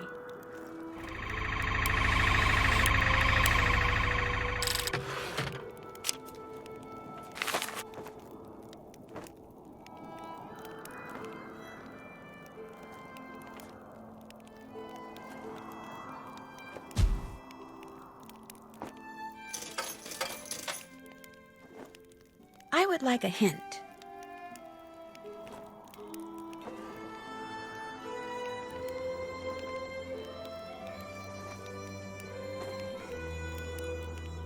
I would like a fortune.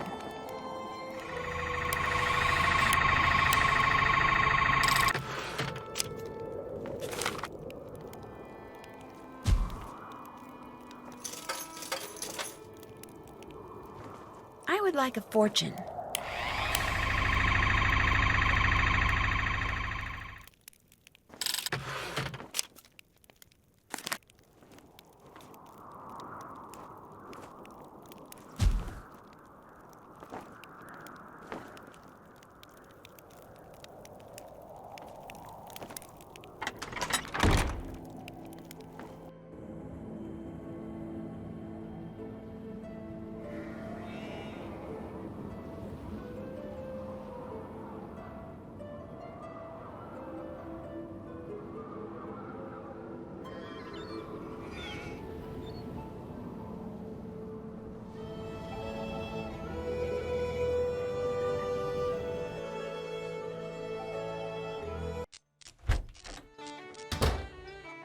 What's on your mind, then? Would you by any chance know how Matt's luggage wound up hidden behind the cots in the Great Hall? That I would. I put it there. I told the Sassenach he was not to stay in Fiona's room, yet he did nonetheless. So, while he was out with the others, I took his bags and hid him, thinking to force him to leave her room. Wasted time, that was. Turns out the good people had something else in mind. Good at finding things, are ya? As a matter of fact, I am very good at finding things. Got something for you, then. A key? Aye, to the sheep pen. The sheep I'm keeping on the castle grounds need bringing in so I can shear 'em first thing tomorrow. You want me to bring them in? There's 10 of 'em is all. With that lantern of yours, you'll be done before you know. Go on now, take it. Just walk the grounds, and whenever you come upon a sheep, blow a whistle, and back they'll go to the barn. When you think all 10 are in, go to the barn and make sure, then lock the place up, and that'll be that. Don't be looking at me like I've got 3 heads, lass. You can do it. Out with you now. There's work to be done.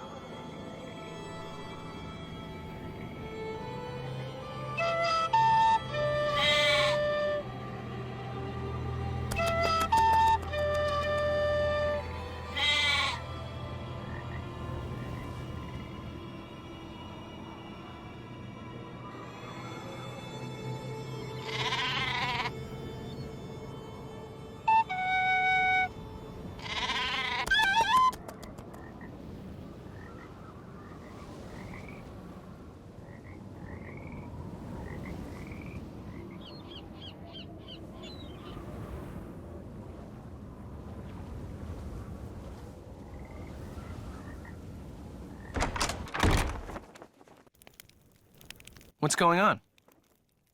I found out that Mr. Delaney is the one who hid Matt's luggage. Why would he do that? Apparently, he was adamant that Matt not stay in the nursery, so he removed all of Matt's things and hid them down here, thinking it would force Matt out. That was the day Matt disappeared. Stubborn old loon. Well, then, I guess that just proves this really is all just one big inane practical joke. Matt vanished, thinking we'd find his luggage in the nursery. Unless Denal is lying, and he hid the luggage for some other reason. For crying out loud, Nancy, find Matt before this mystery drives us all loony. Time for me to scoot. Keep it real.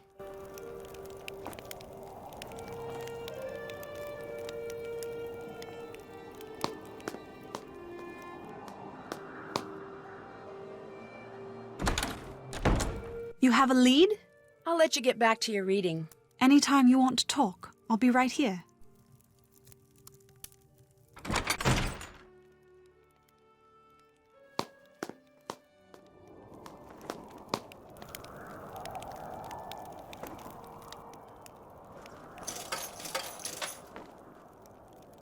I would like a hint.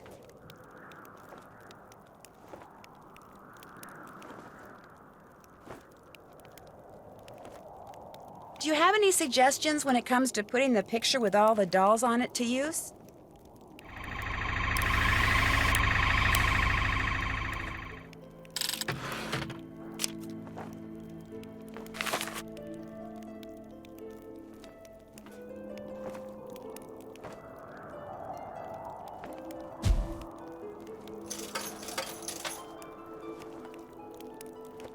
I would like a fortune.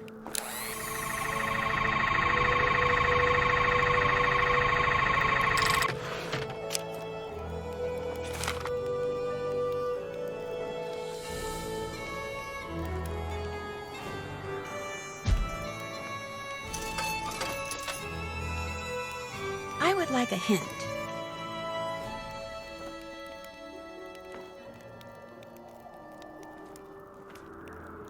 Do you know how those three-piece stone pillars in the garden are supposed to be turned?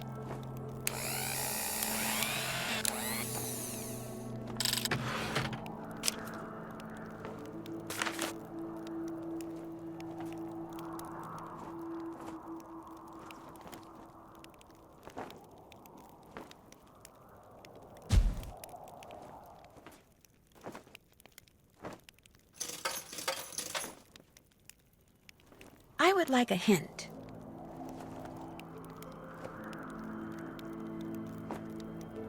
How do I go about printing something else on that old press?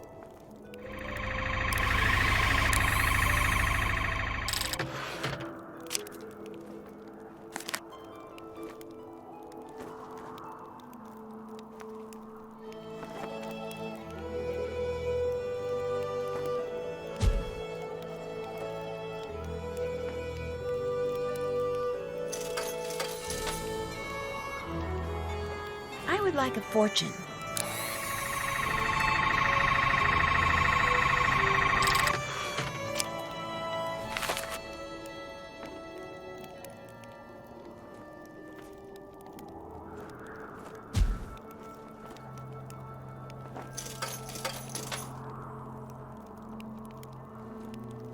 I would like a fortune.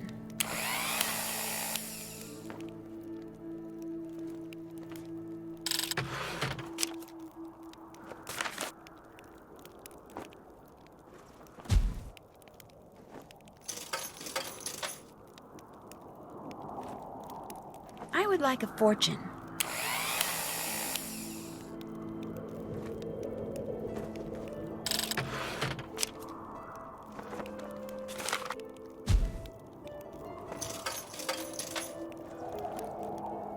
I would like a fortune.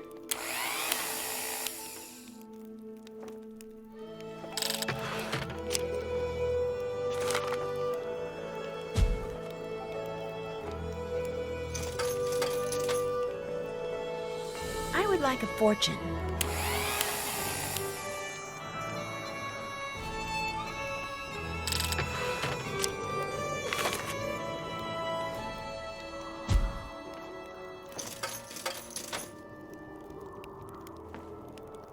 I would like a fortune.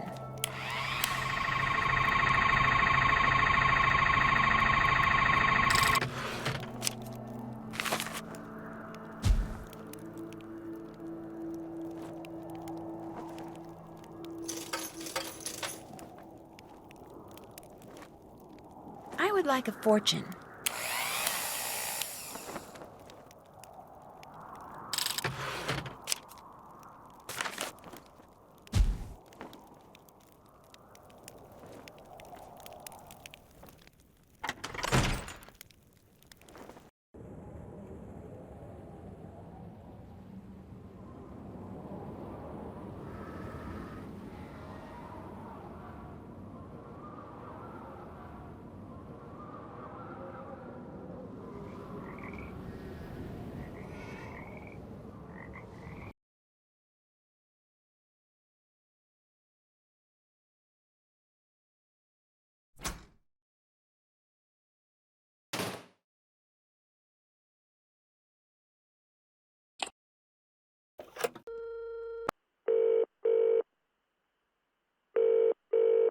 Hey, Nancy.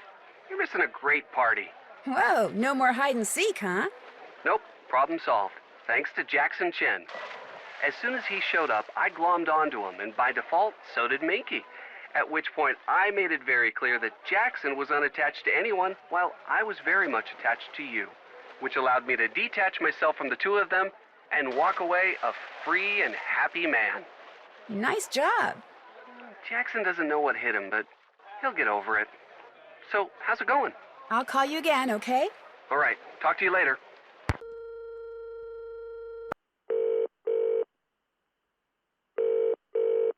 Hi, Nancy. George, look out! Ah! That was huge! Palmer Weston just did the mother of all cannonballs. I got soaked. They may have to refill the pool. You'll be happy to know that Minky is now in hot pursuit of someone other than your BF. I know, he told me. Ned's finally having a good time. In fact, he just played Marco Polo and won without cheating. I didn't even know that was possible. Yeah, he's quite a guy. So what's new with you? There are all these sheep running around outside, and guess who has to put them back in their pen? You?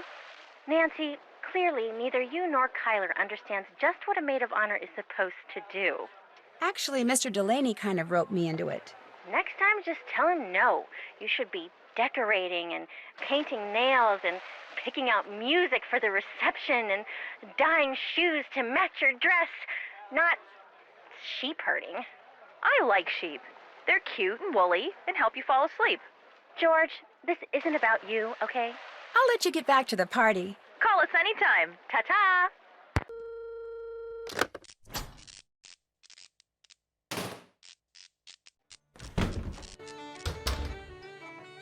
The sheep are tucked away in the barn, then? Not quite yet. Will you be wanting something else from me, then?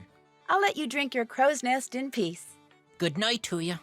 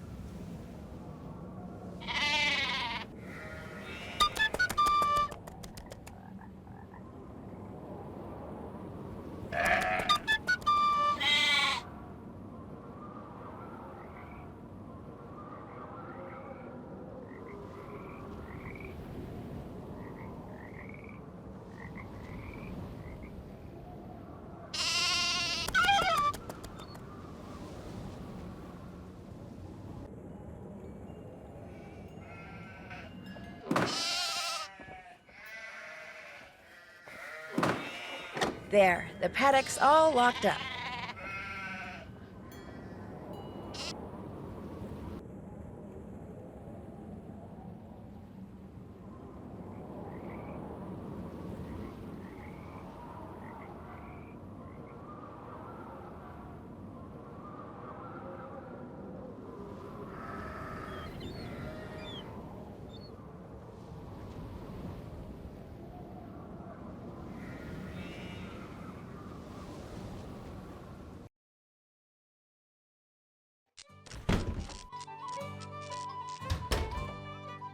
The sheep are tucked away in the barn, then? They sure are.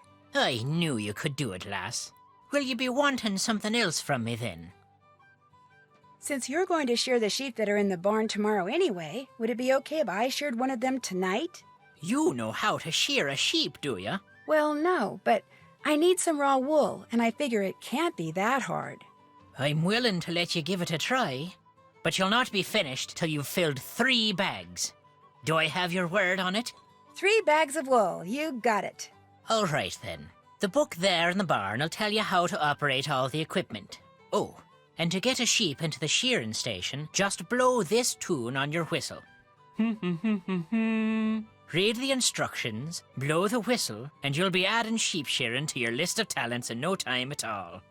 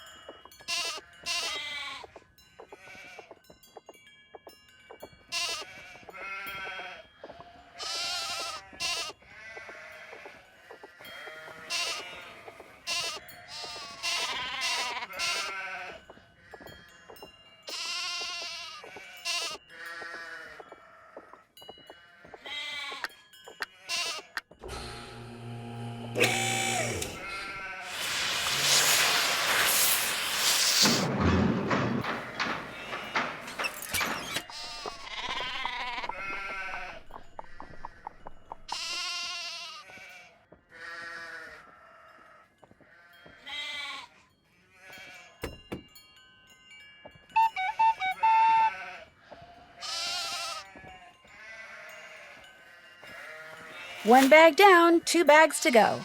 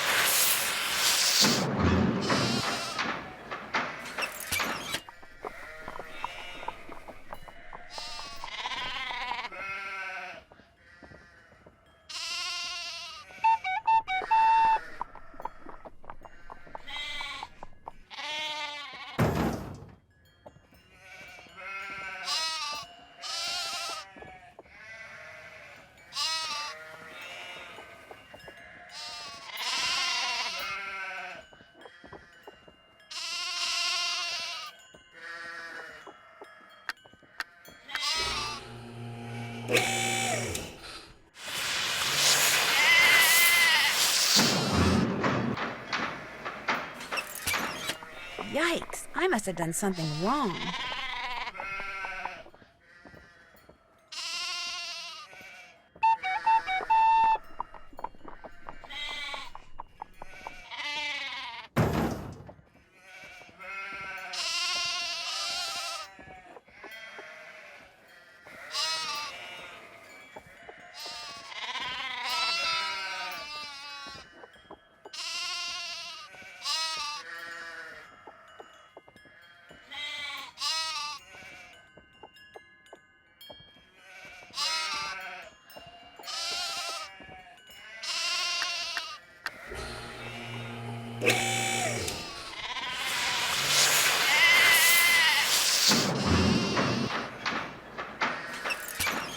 Whoa, who programmed this thing?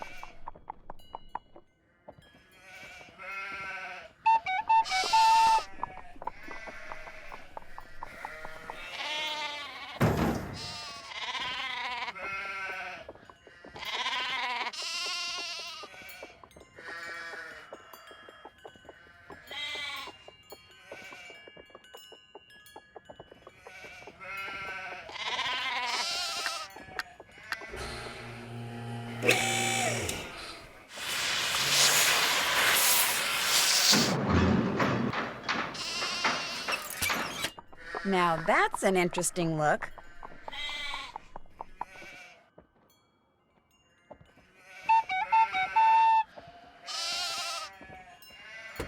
That's 2 bags. I promised Mr. Delaney I'd fill 3.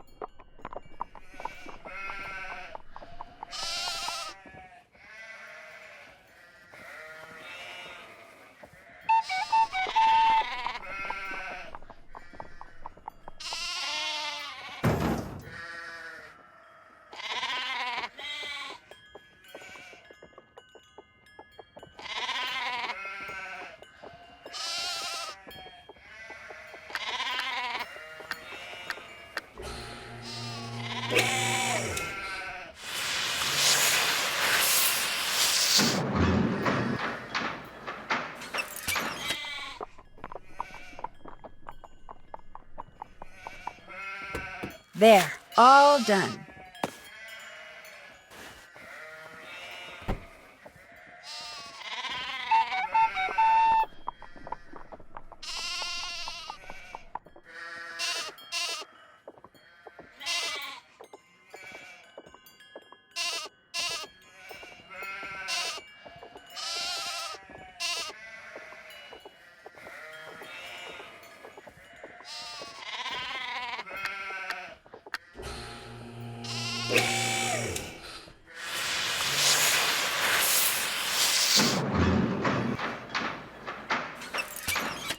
Is that a sheep or a show dog?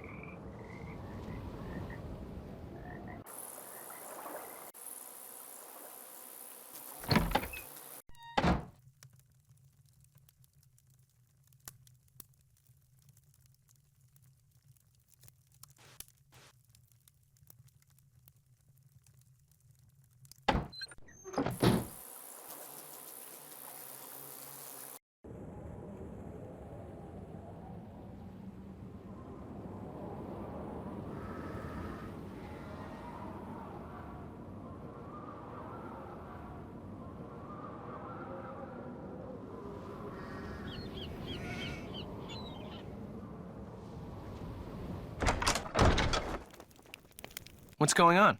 Good talking to you. Drop by anytime.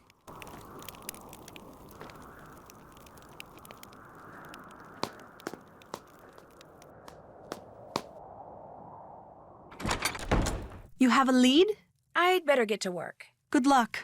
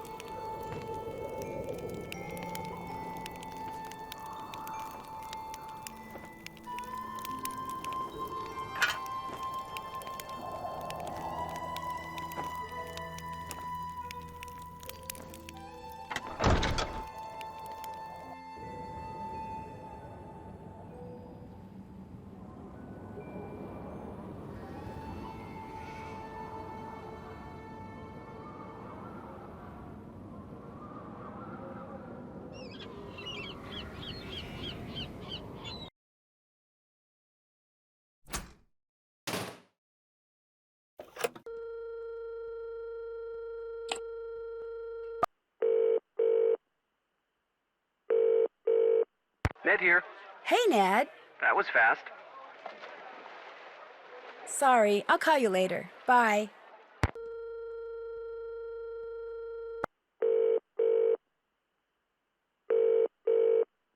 Whoa, that was incredible. Hi, Nancy. What was incredible? The guys are doing belly smackers, and Amazing Abs just did one that was like somebody slammed the water with a steel 2x4. I mean, whack! And he didn't even flinch. I'm in love. I wound up shearing some of Mr. Delaney's sheep for him. Nancy, a maid of honor should not be shearing sheep.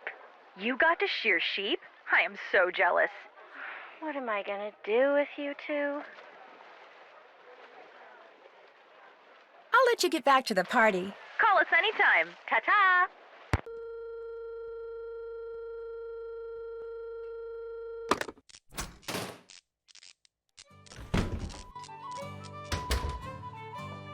What's on your mind, then? Guess I'll go now. Fine with me.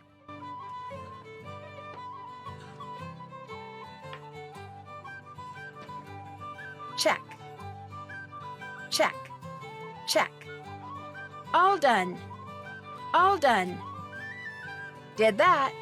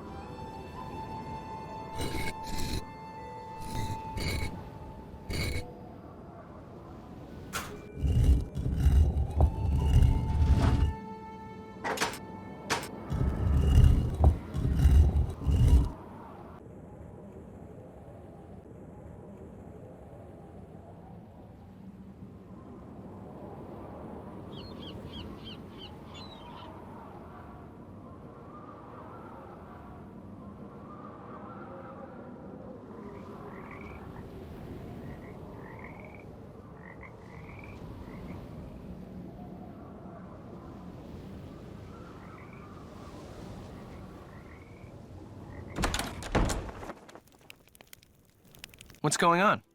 Good talking to you. Stay out of trouble.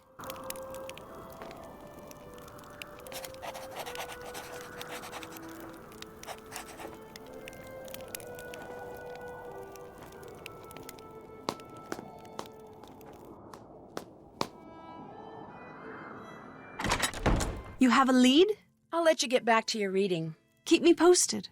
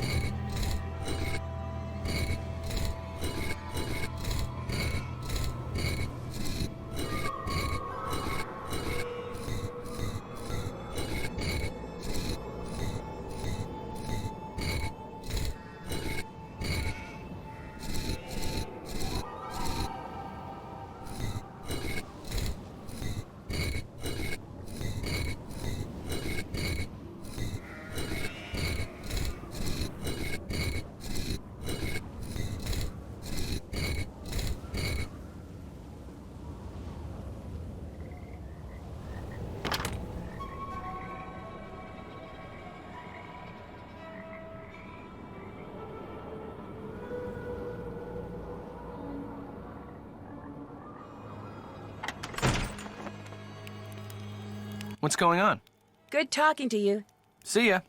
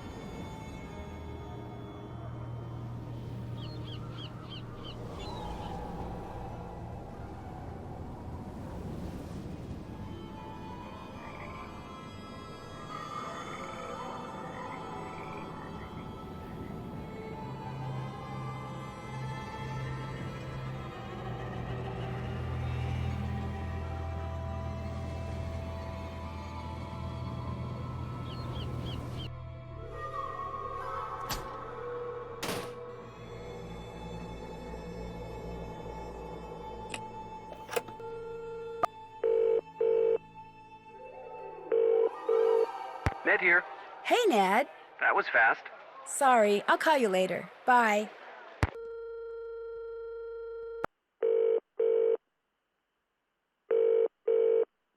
Whoa, that was incredible. Hi, Nancy. What was incredible? The guys are doing belly smackers, and Amazing Abs just did one that was like somebody slammed the water with a steel 2x4. I mean, whack! And he didn't even flinch. I'm in love. That's all I got for now. Don't be a stranger. Bye, Nancy.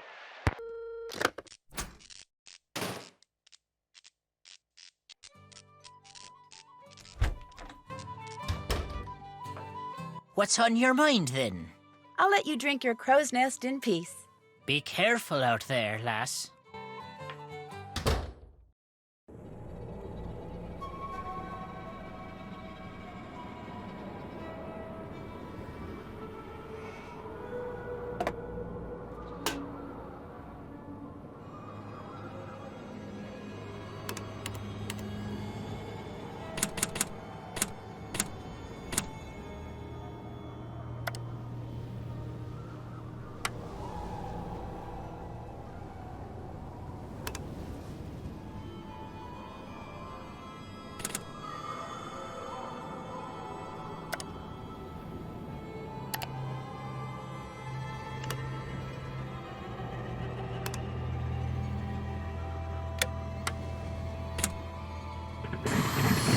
gosh, I'm flying!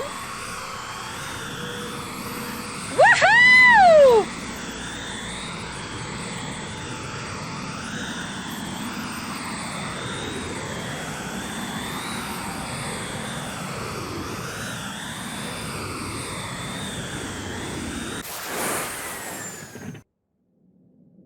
Matt, are you in here? Hello? Anybody here?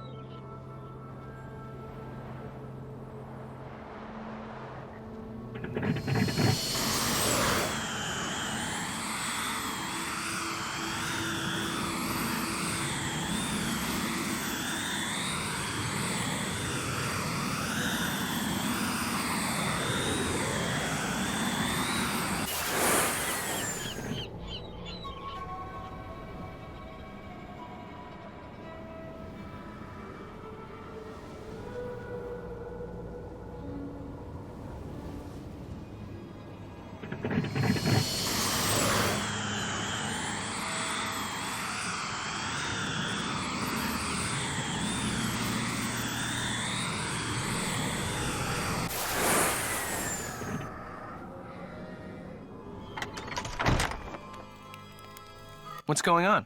Good talking to you. Drop by anytime.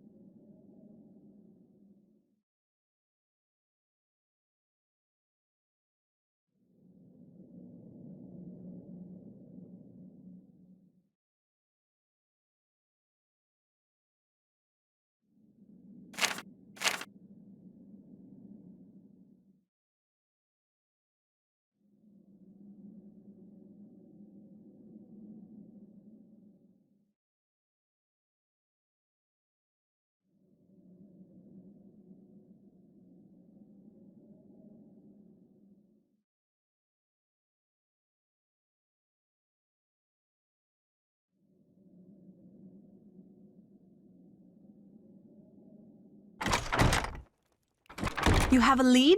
I'd better get to work. Keep me posted.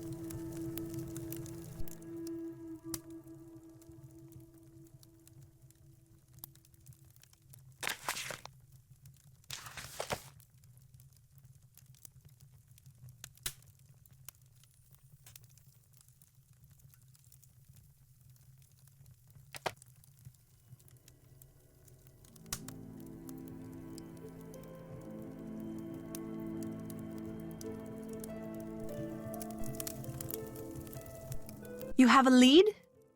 I'm gonna go play detective now. Anytime you want to talk, I'll be right here.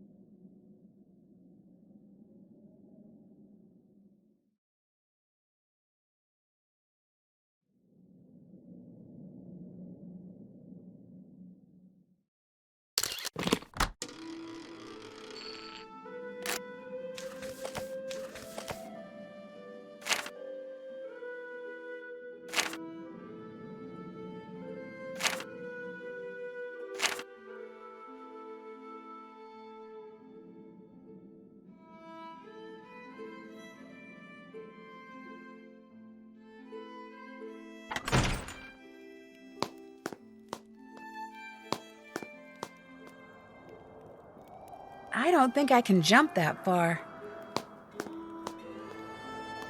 All done. Check. Check. Did that. All done.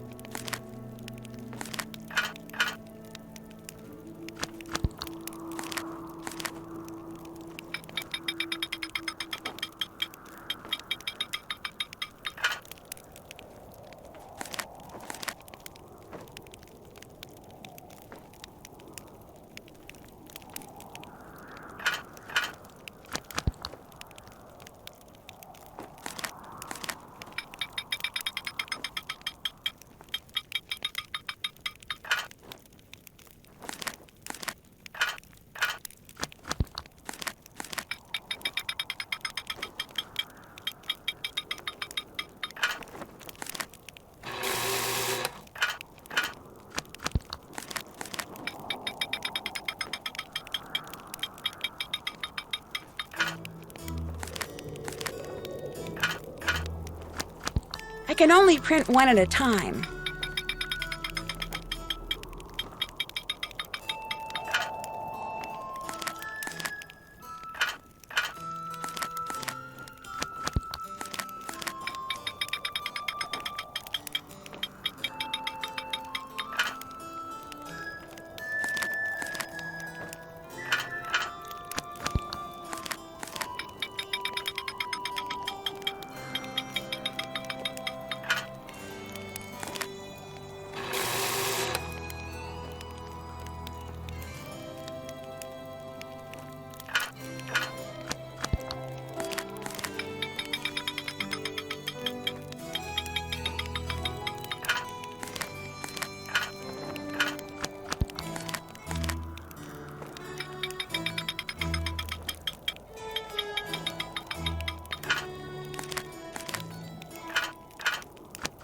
I can only print one at a time.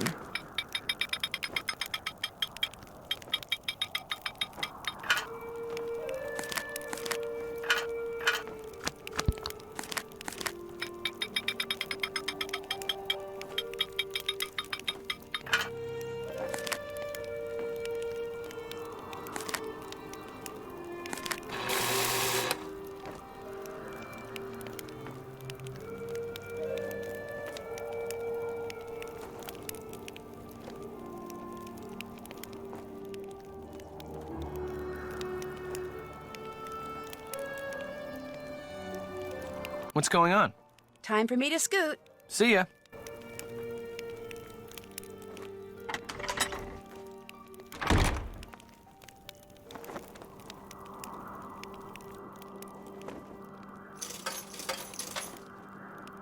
I would like a hint.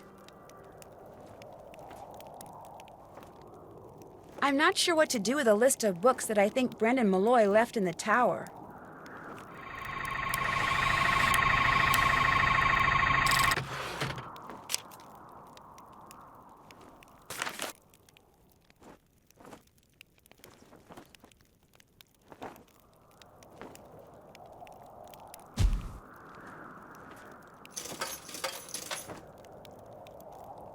would like a fortune.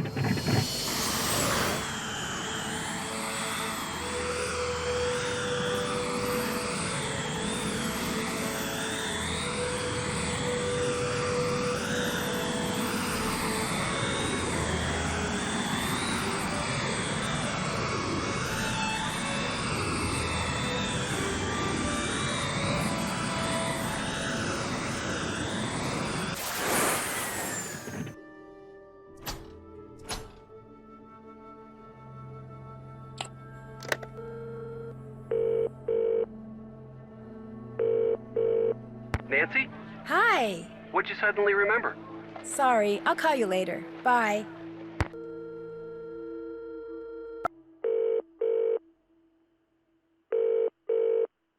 Whoa, that was incredible. Hi, Nancy. What was incredible? The guys are doing belly smackers, and Amazing Abs just did one that was like somebody slammed the water with a steel 2x4. I mean, whack! And he didn't even flinch. I'm in love. I found this beautiful family tree in the tower of the castle, which I'm pretty sure the couple who lived here during World War II used as their master bedroom.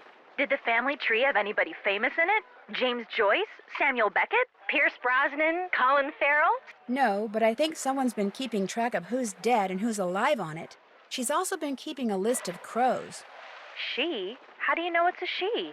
The name of the couple's daughter, Fiona Malloy, wasn't marked as deceased. I have a hunch she's the strange old woman I keep seeing, and that the crow I keep seeing is her pet. What's her deal? Why doesn't she just walk up and introduce herself? As usual, Bess, that's a very good question. Hang up, Bess. They're starting. Sorry, Nance. Gotta go. They're doing chicken fights in the pool. Amazing Abs is on one of the teams. Bess, come on! See ya!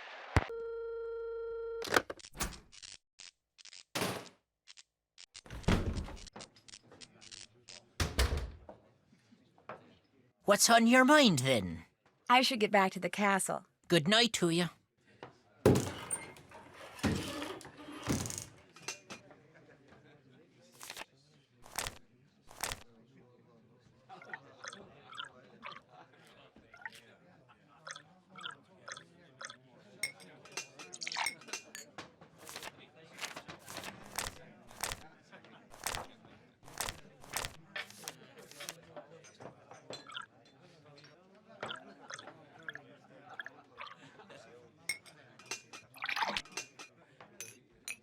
You do fine work, miss.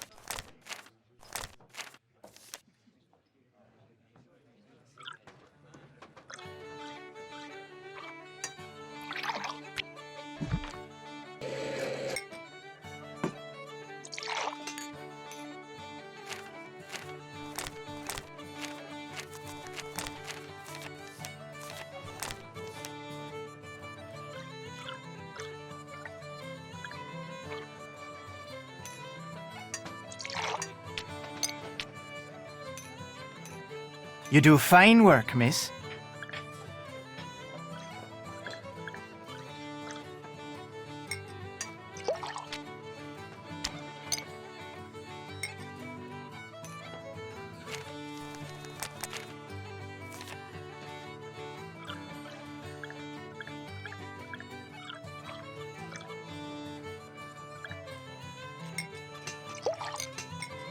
You do fine work, miss.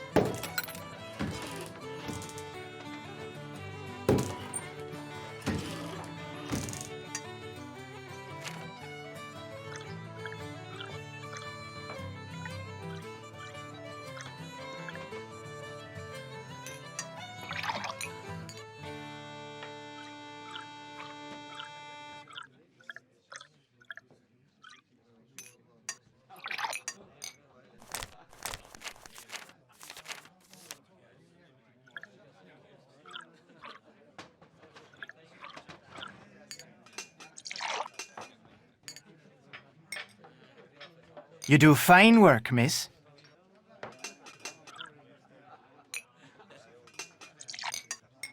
You do fine work, miss.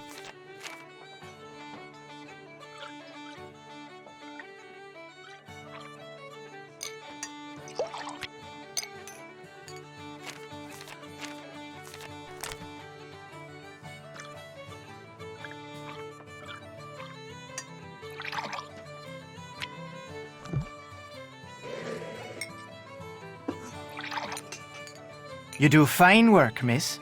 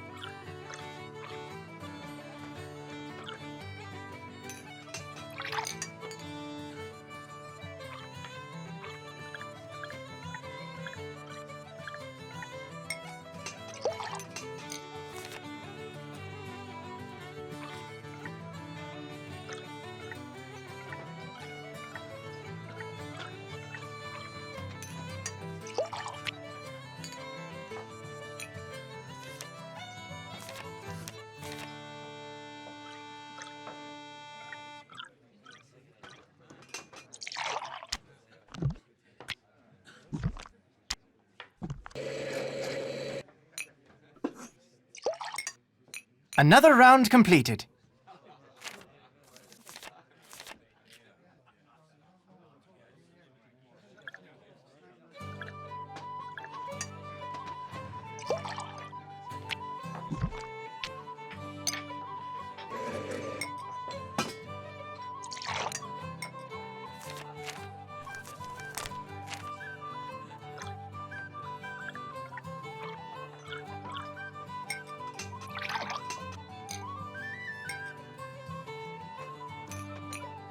You do fine work, miss.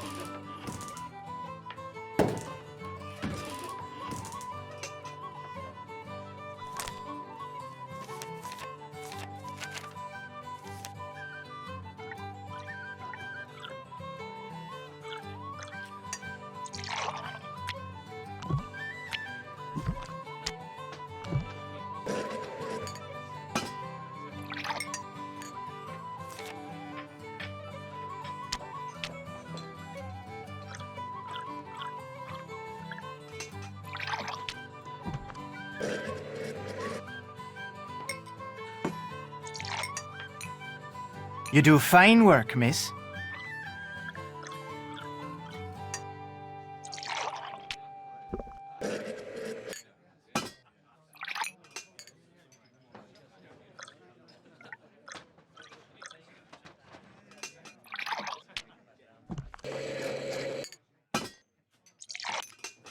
You do fine work, miss.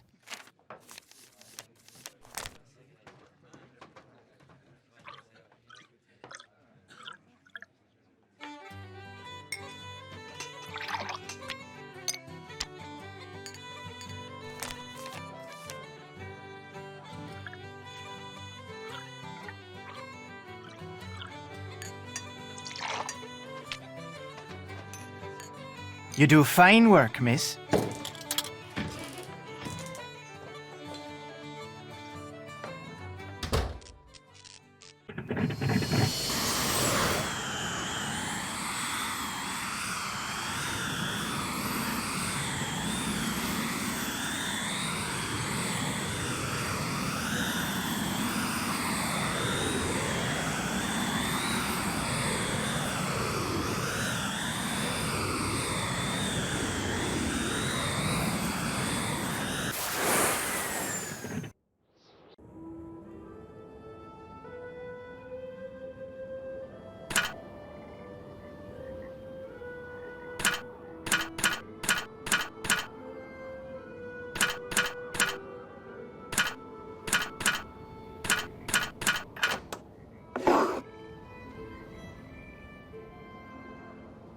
I think this doll is supposed to be me.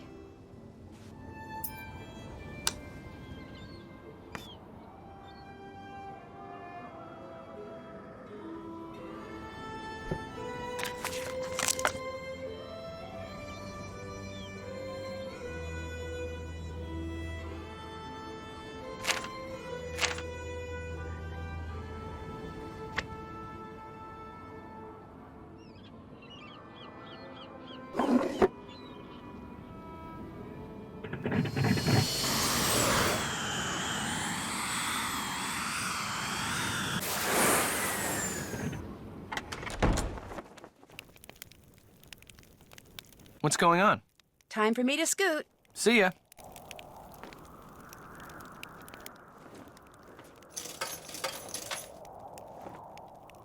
I would like a fortune.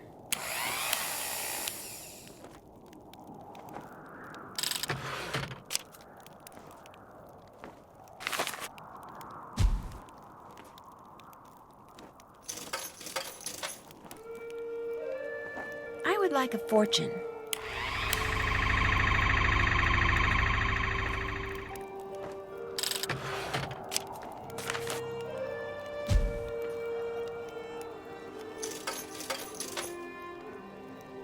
I would like a fortune.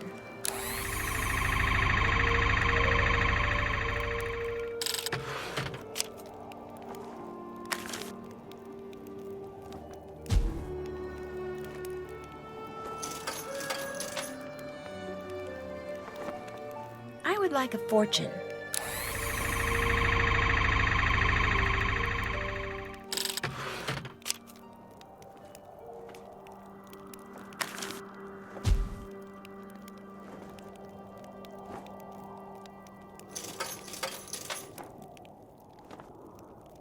I would like a hint. How do I go about printing something else on that old press?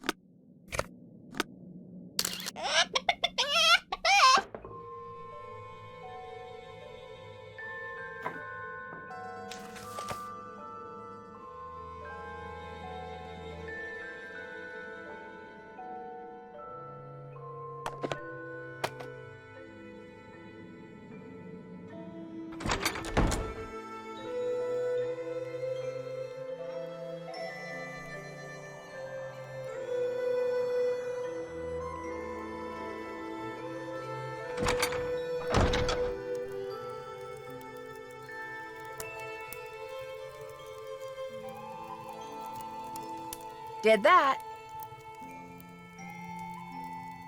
All done. Check.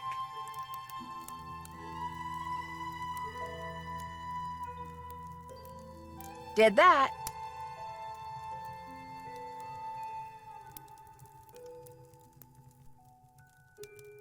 Did that. All done. Can't check that off yet.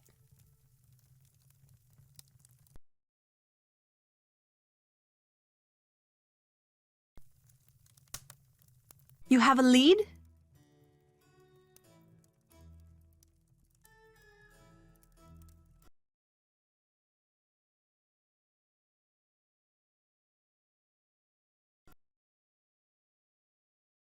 You have a lead?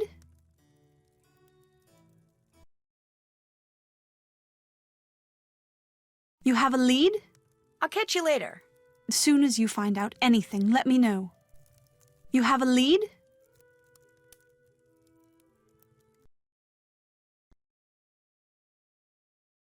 You have a lead?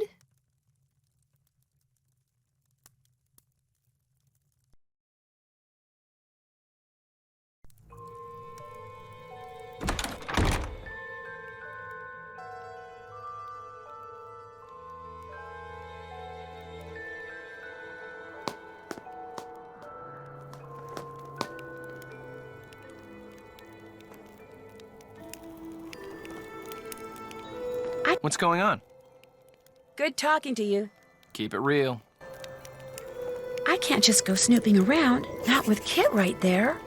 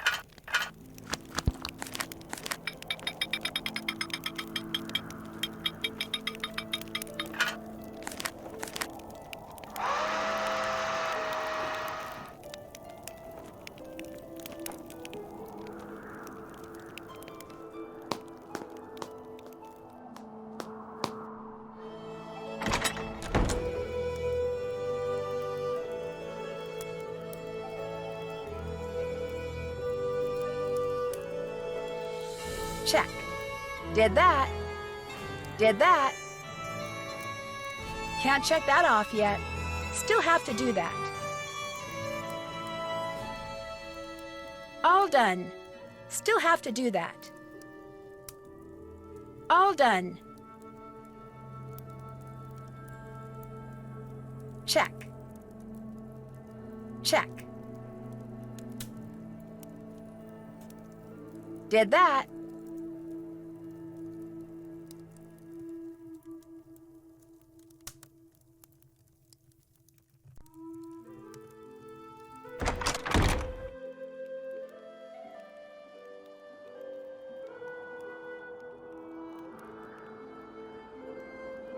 Check.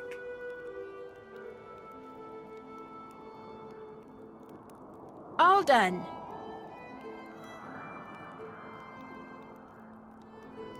I haven't done that.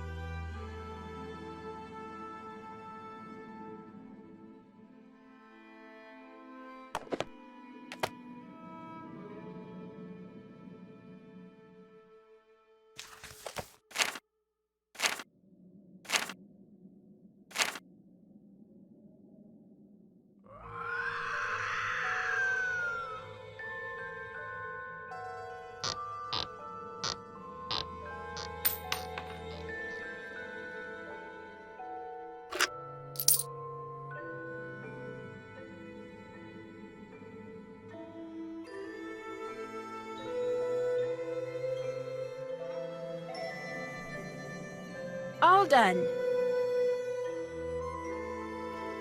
Can't check that off yet.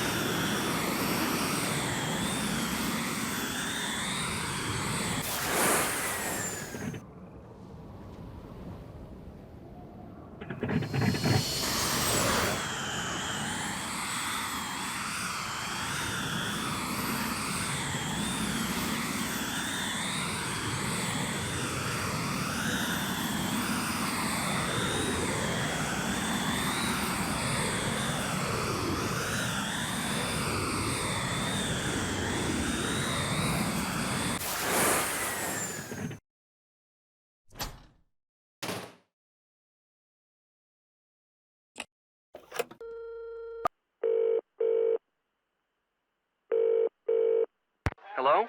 Hi, Ned. How's it going? You are going to be so jealous when I tell you this, but I can fly. Come again? I can fly through the air like a superhero. I'm not kidding. How can you possibly not be kidding? The guy who lived here during World War II invented a jetpack. You strap it on, push some buttons, and whoosh, you're flying. It is so cool. You're right. I am jealous. I want one. Maybe I can get you the jetpack that banshee lady I told you about has. I'm pretty sure it's how she gets around. In fact, I think she's been hanging out in the castle tower. Doing what? Don't know yet. Maybe I'd better fly up there and take another look. She goes to Ireland to be in a wedding and winds up chasing banshees around the countryside strapped to a jetpack. That's my girl. I better get going. All right, talk to you later.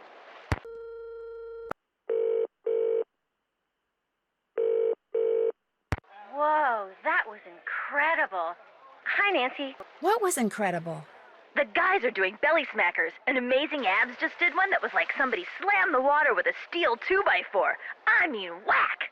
And he didn't even flinch. I'm in love. I'll let you get back to the party. Don't be a stranger. Bye, Nancy.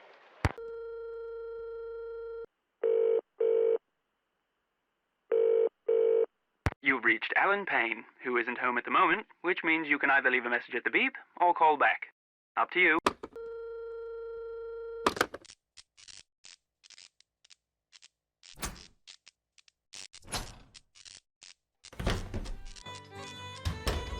Be right with you, miss.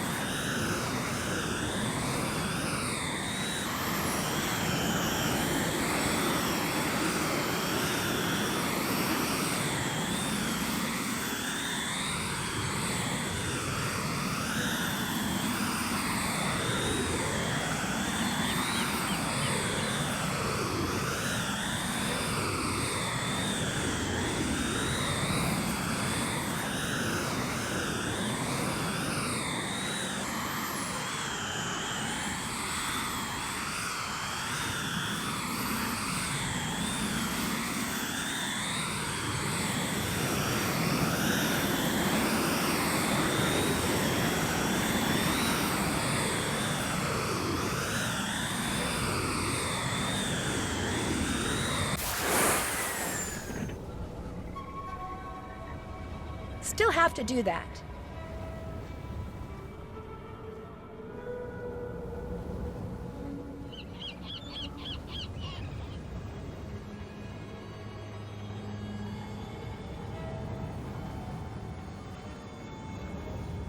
Did that. Did that.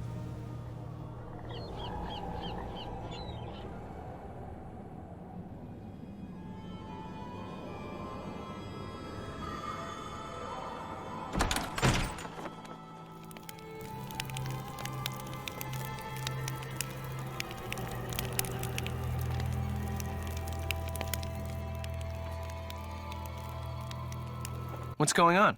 Time for me to scoot. Drop by anytime.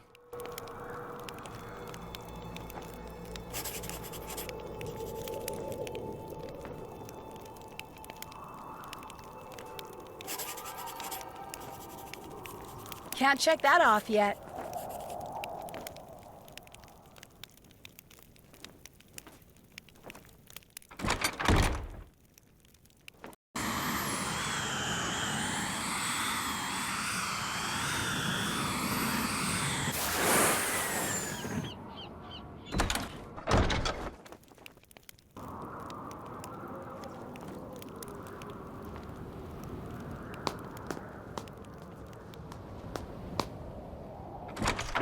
You have a lead?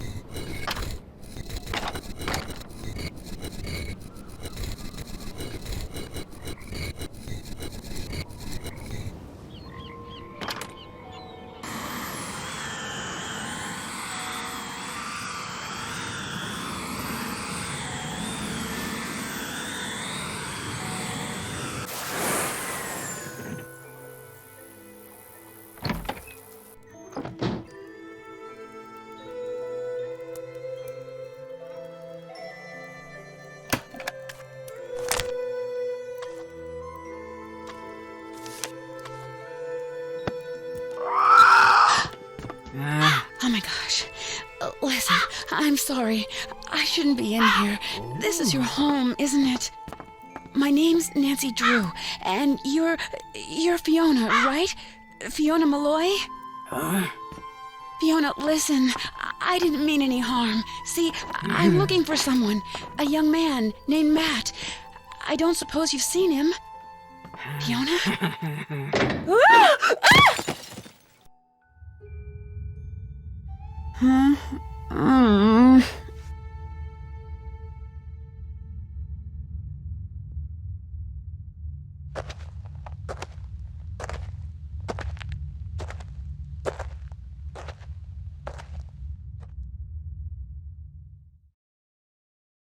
No, don't touch that. No! Nuts. Well, now you're trapped over there and I'm trapped over here. No harm done.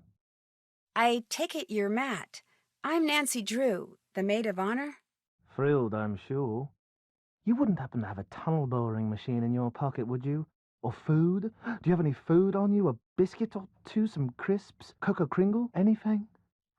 Sorry. Oh, the only thing that woman in the shabby dress ever gives me are carrots and potatoes and such. I've been wandering around down here for days. I want something full of sugar and nice, greasy fat. You know, real food. She feeds you?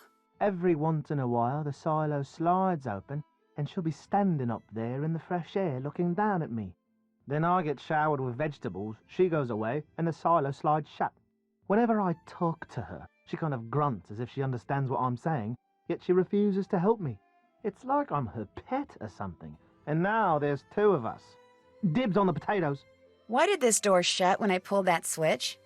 As best I can figure from the papers and drawings I've found, you're standing in the laboratory where the bloke who lived here during World War II did all his top-secret research. He was working on new forms of propulsion to be used in flying machines, rockets, that sort of thing.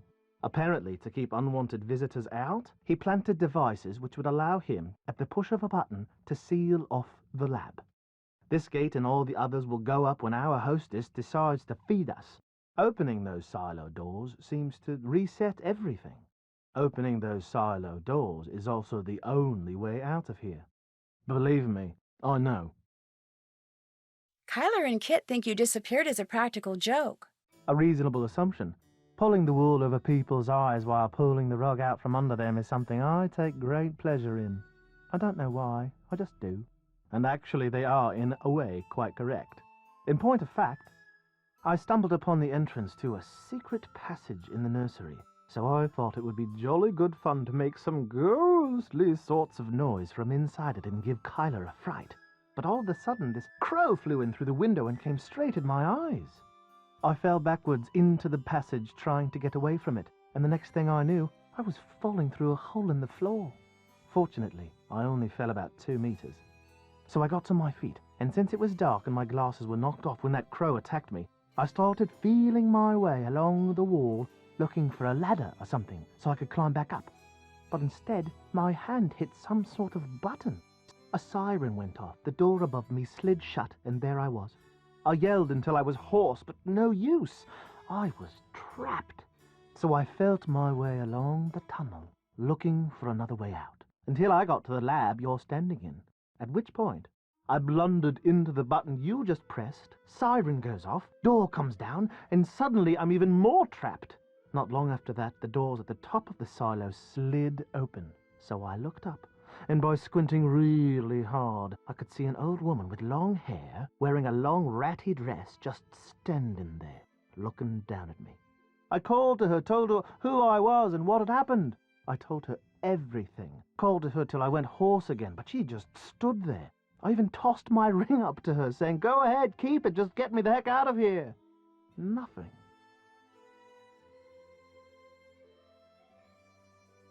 Kyler's trying her best not to show it, but she's really worried about you. That's the worst of it, knowing that my eagerness to play a silly prank on her is going to wind up ruining the wedding. She's going to be so disappointed, and humiliated, and appalled. She'll never forgive me. What an idiot I am. I love her so much, and I am so lucky a mongrel like me landing someone as smart and beautiful as her, and now, whether I ever get out of here or not, I'm going to lose her. What an unthinking, short-sighted, immature idiot. For a while, Kit was convinced you disappeared because you had decided you didn't want to marry Kyler after all. I'm not surprised. The fact is, soon after we got here, he tried to tell me I was about to make a colossal mistake and that I should call off the wedding. Such wishful thinking on his part is exactly why I didn't ask him to be my best man. Oh, I made up some excuse about office politics and occupational expediency, but Kit was, and is, and hopefully always will be, my best friend. But having him be my best man knowing he's still smitten with Kyler? I figured I'd pass. Mr. Delaney, the caretaker? He thinks you were spirited away by fairies. You know, I actually missed that superstitious, super ridiculous old fossil. Kit and I spent the better part of an evening rigging line in the garden so we could fool him into thinking a leprechaun was moving through the bushes. Only a branch snapped off and whacked Kit in the eye, and that was that. Except, I must admit, seeing as I have no idea who or what that thing is that has us trapped down here, Mr. Delaney might not be all that wrong. I'm pretty sure her name's Fiona. She's the daughter of Brendan Malloy, the guy who was doing all the research down here. Everyone thought she was killed along with her parents when this place exploded. But she wasn't, and she's been wandering around in the bog near the castle ever since. So, if our wedding ever does take place, it looks like I'll end up with a crazy in-law after all. I'll be in here checking everything out, okay? You do that.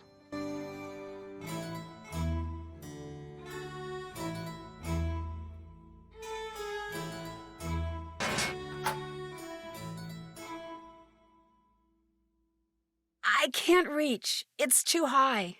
Sounds right to me.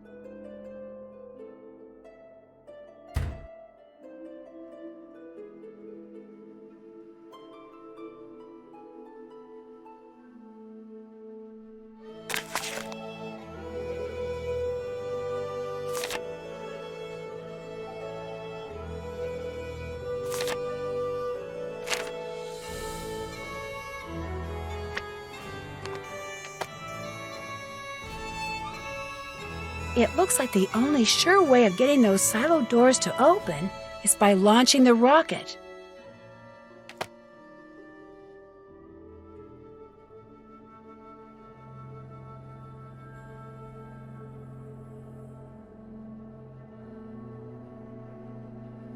Did you know there was a button here that says, "In case of lockdown, press to open"?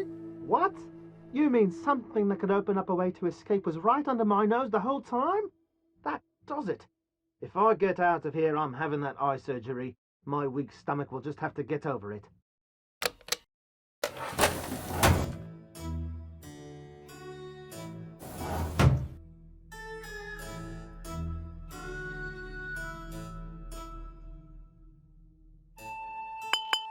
Feel like talking? I don't feel like talking anymore.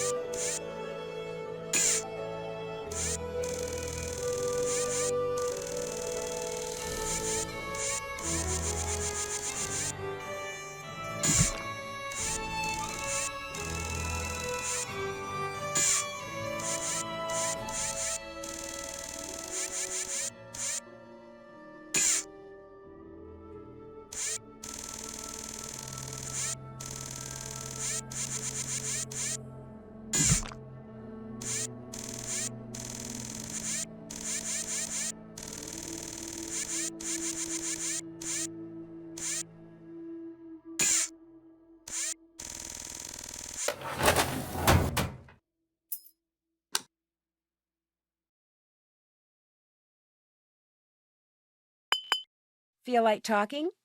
I don't feel like talking anymore. Still have to do that. Did that. Check. I haven't done that. All done.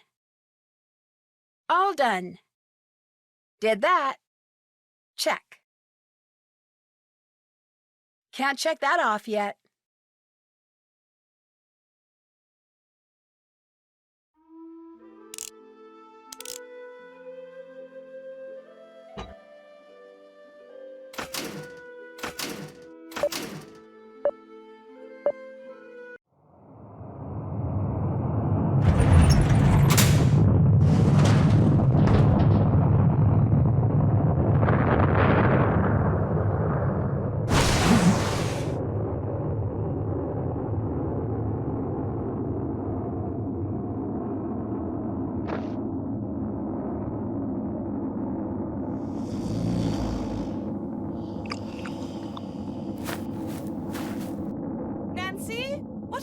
is going on? Matt! Kyla, we're trapped down here. Get a ladder or something. Oh, Matt, I've been so worried about you. Where have you been? I missed you so much. I was afraid I'd never see you again. And I've got so much to tell you. No, I take that back. There's only one thing I want to tell you. I love you. Do you hear me? I love you. By the time Kit came back with a ladder, Kyler had said I love you to Matt approximately 150 times. And Matt had said it to Kyler about 200 times. And they were still saying it to each other on the day of their wedding 4 days later. Even Kit remarked that Matt's little misadventure seemed to have been good for their relationship. Needless to say, this bummed Kit out, until he met the very beautiful young Irish woman who catered the reception. Long story short, it looks like Kit will soon be returning to Ireland, and not just to sketch plans for potential housing developments. As for Mr. Delaney, he still can't accept the fact that the strange wail I kept hearing wasn't a banshee, but an old siren that Matt kept inadvertently setting off down in the tunnels. Nor is he clear on the fact that Fiona, whose jetpack was also a source of weird noises, was responsible for many of the strange phenomena he'd always attributed to fairies. But he understood immediately that Fiona was someone in need of compassion and helped the police take her into custody without incident. Apparently, after the explosion killed her parents, Fiona was taken in and raised by an old hermit who lived alone in the bog hut, which did not exactly do wonders for the little girl's mental or emotional development. But she's getting lots of attention now, and she's so bright, after all, her father was a rocket scientist, that her prognosis is actually pretty good. Me, I'm on my way back to the States, via jet plane, not jet pack. My pack and Fiona's were quickly confiscated by military types bent on adapting them for use on the battlefield. Unfortunately for them, Brendan's intricate fuel system has them completely and hopelessly stumped, which has no doubt made Fiona's crow and all its feathered friends very happy. They finally have the skies above Castle Malloy all to themselves.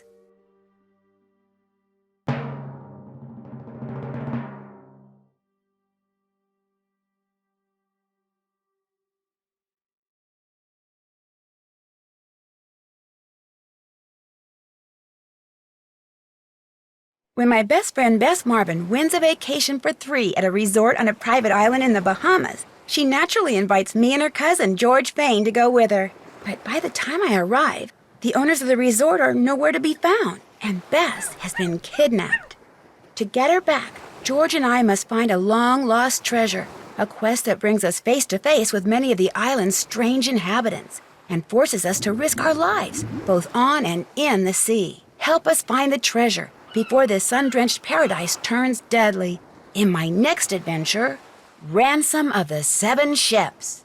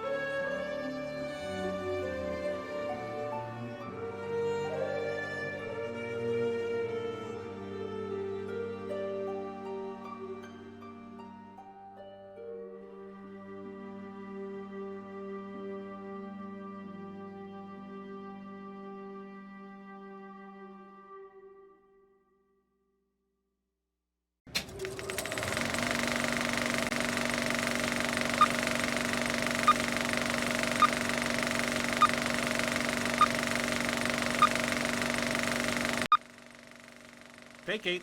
Speed. Action. Wait a minute. That's not right.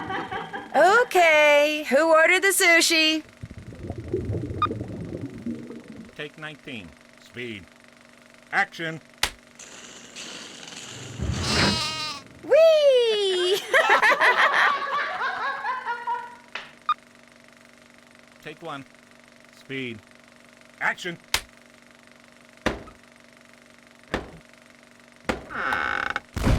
Oops.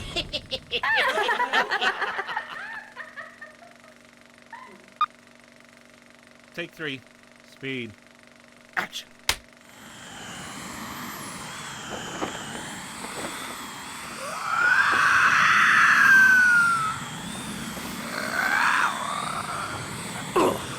My depth perception stinks. Let me try it again. Oh, come on, guys. Let me open the box. I gotta know what's in there. Please let me open it. Please. Please, please, please, please, please. Surprise!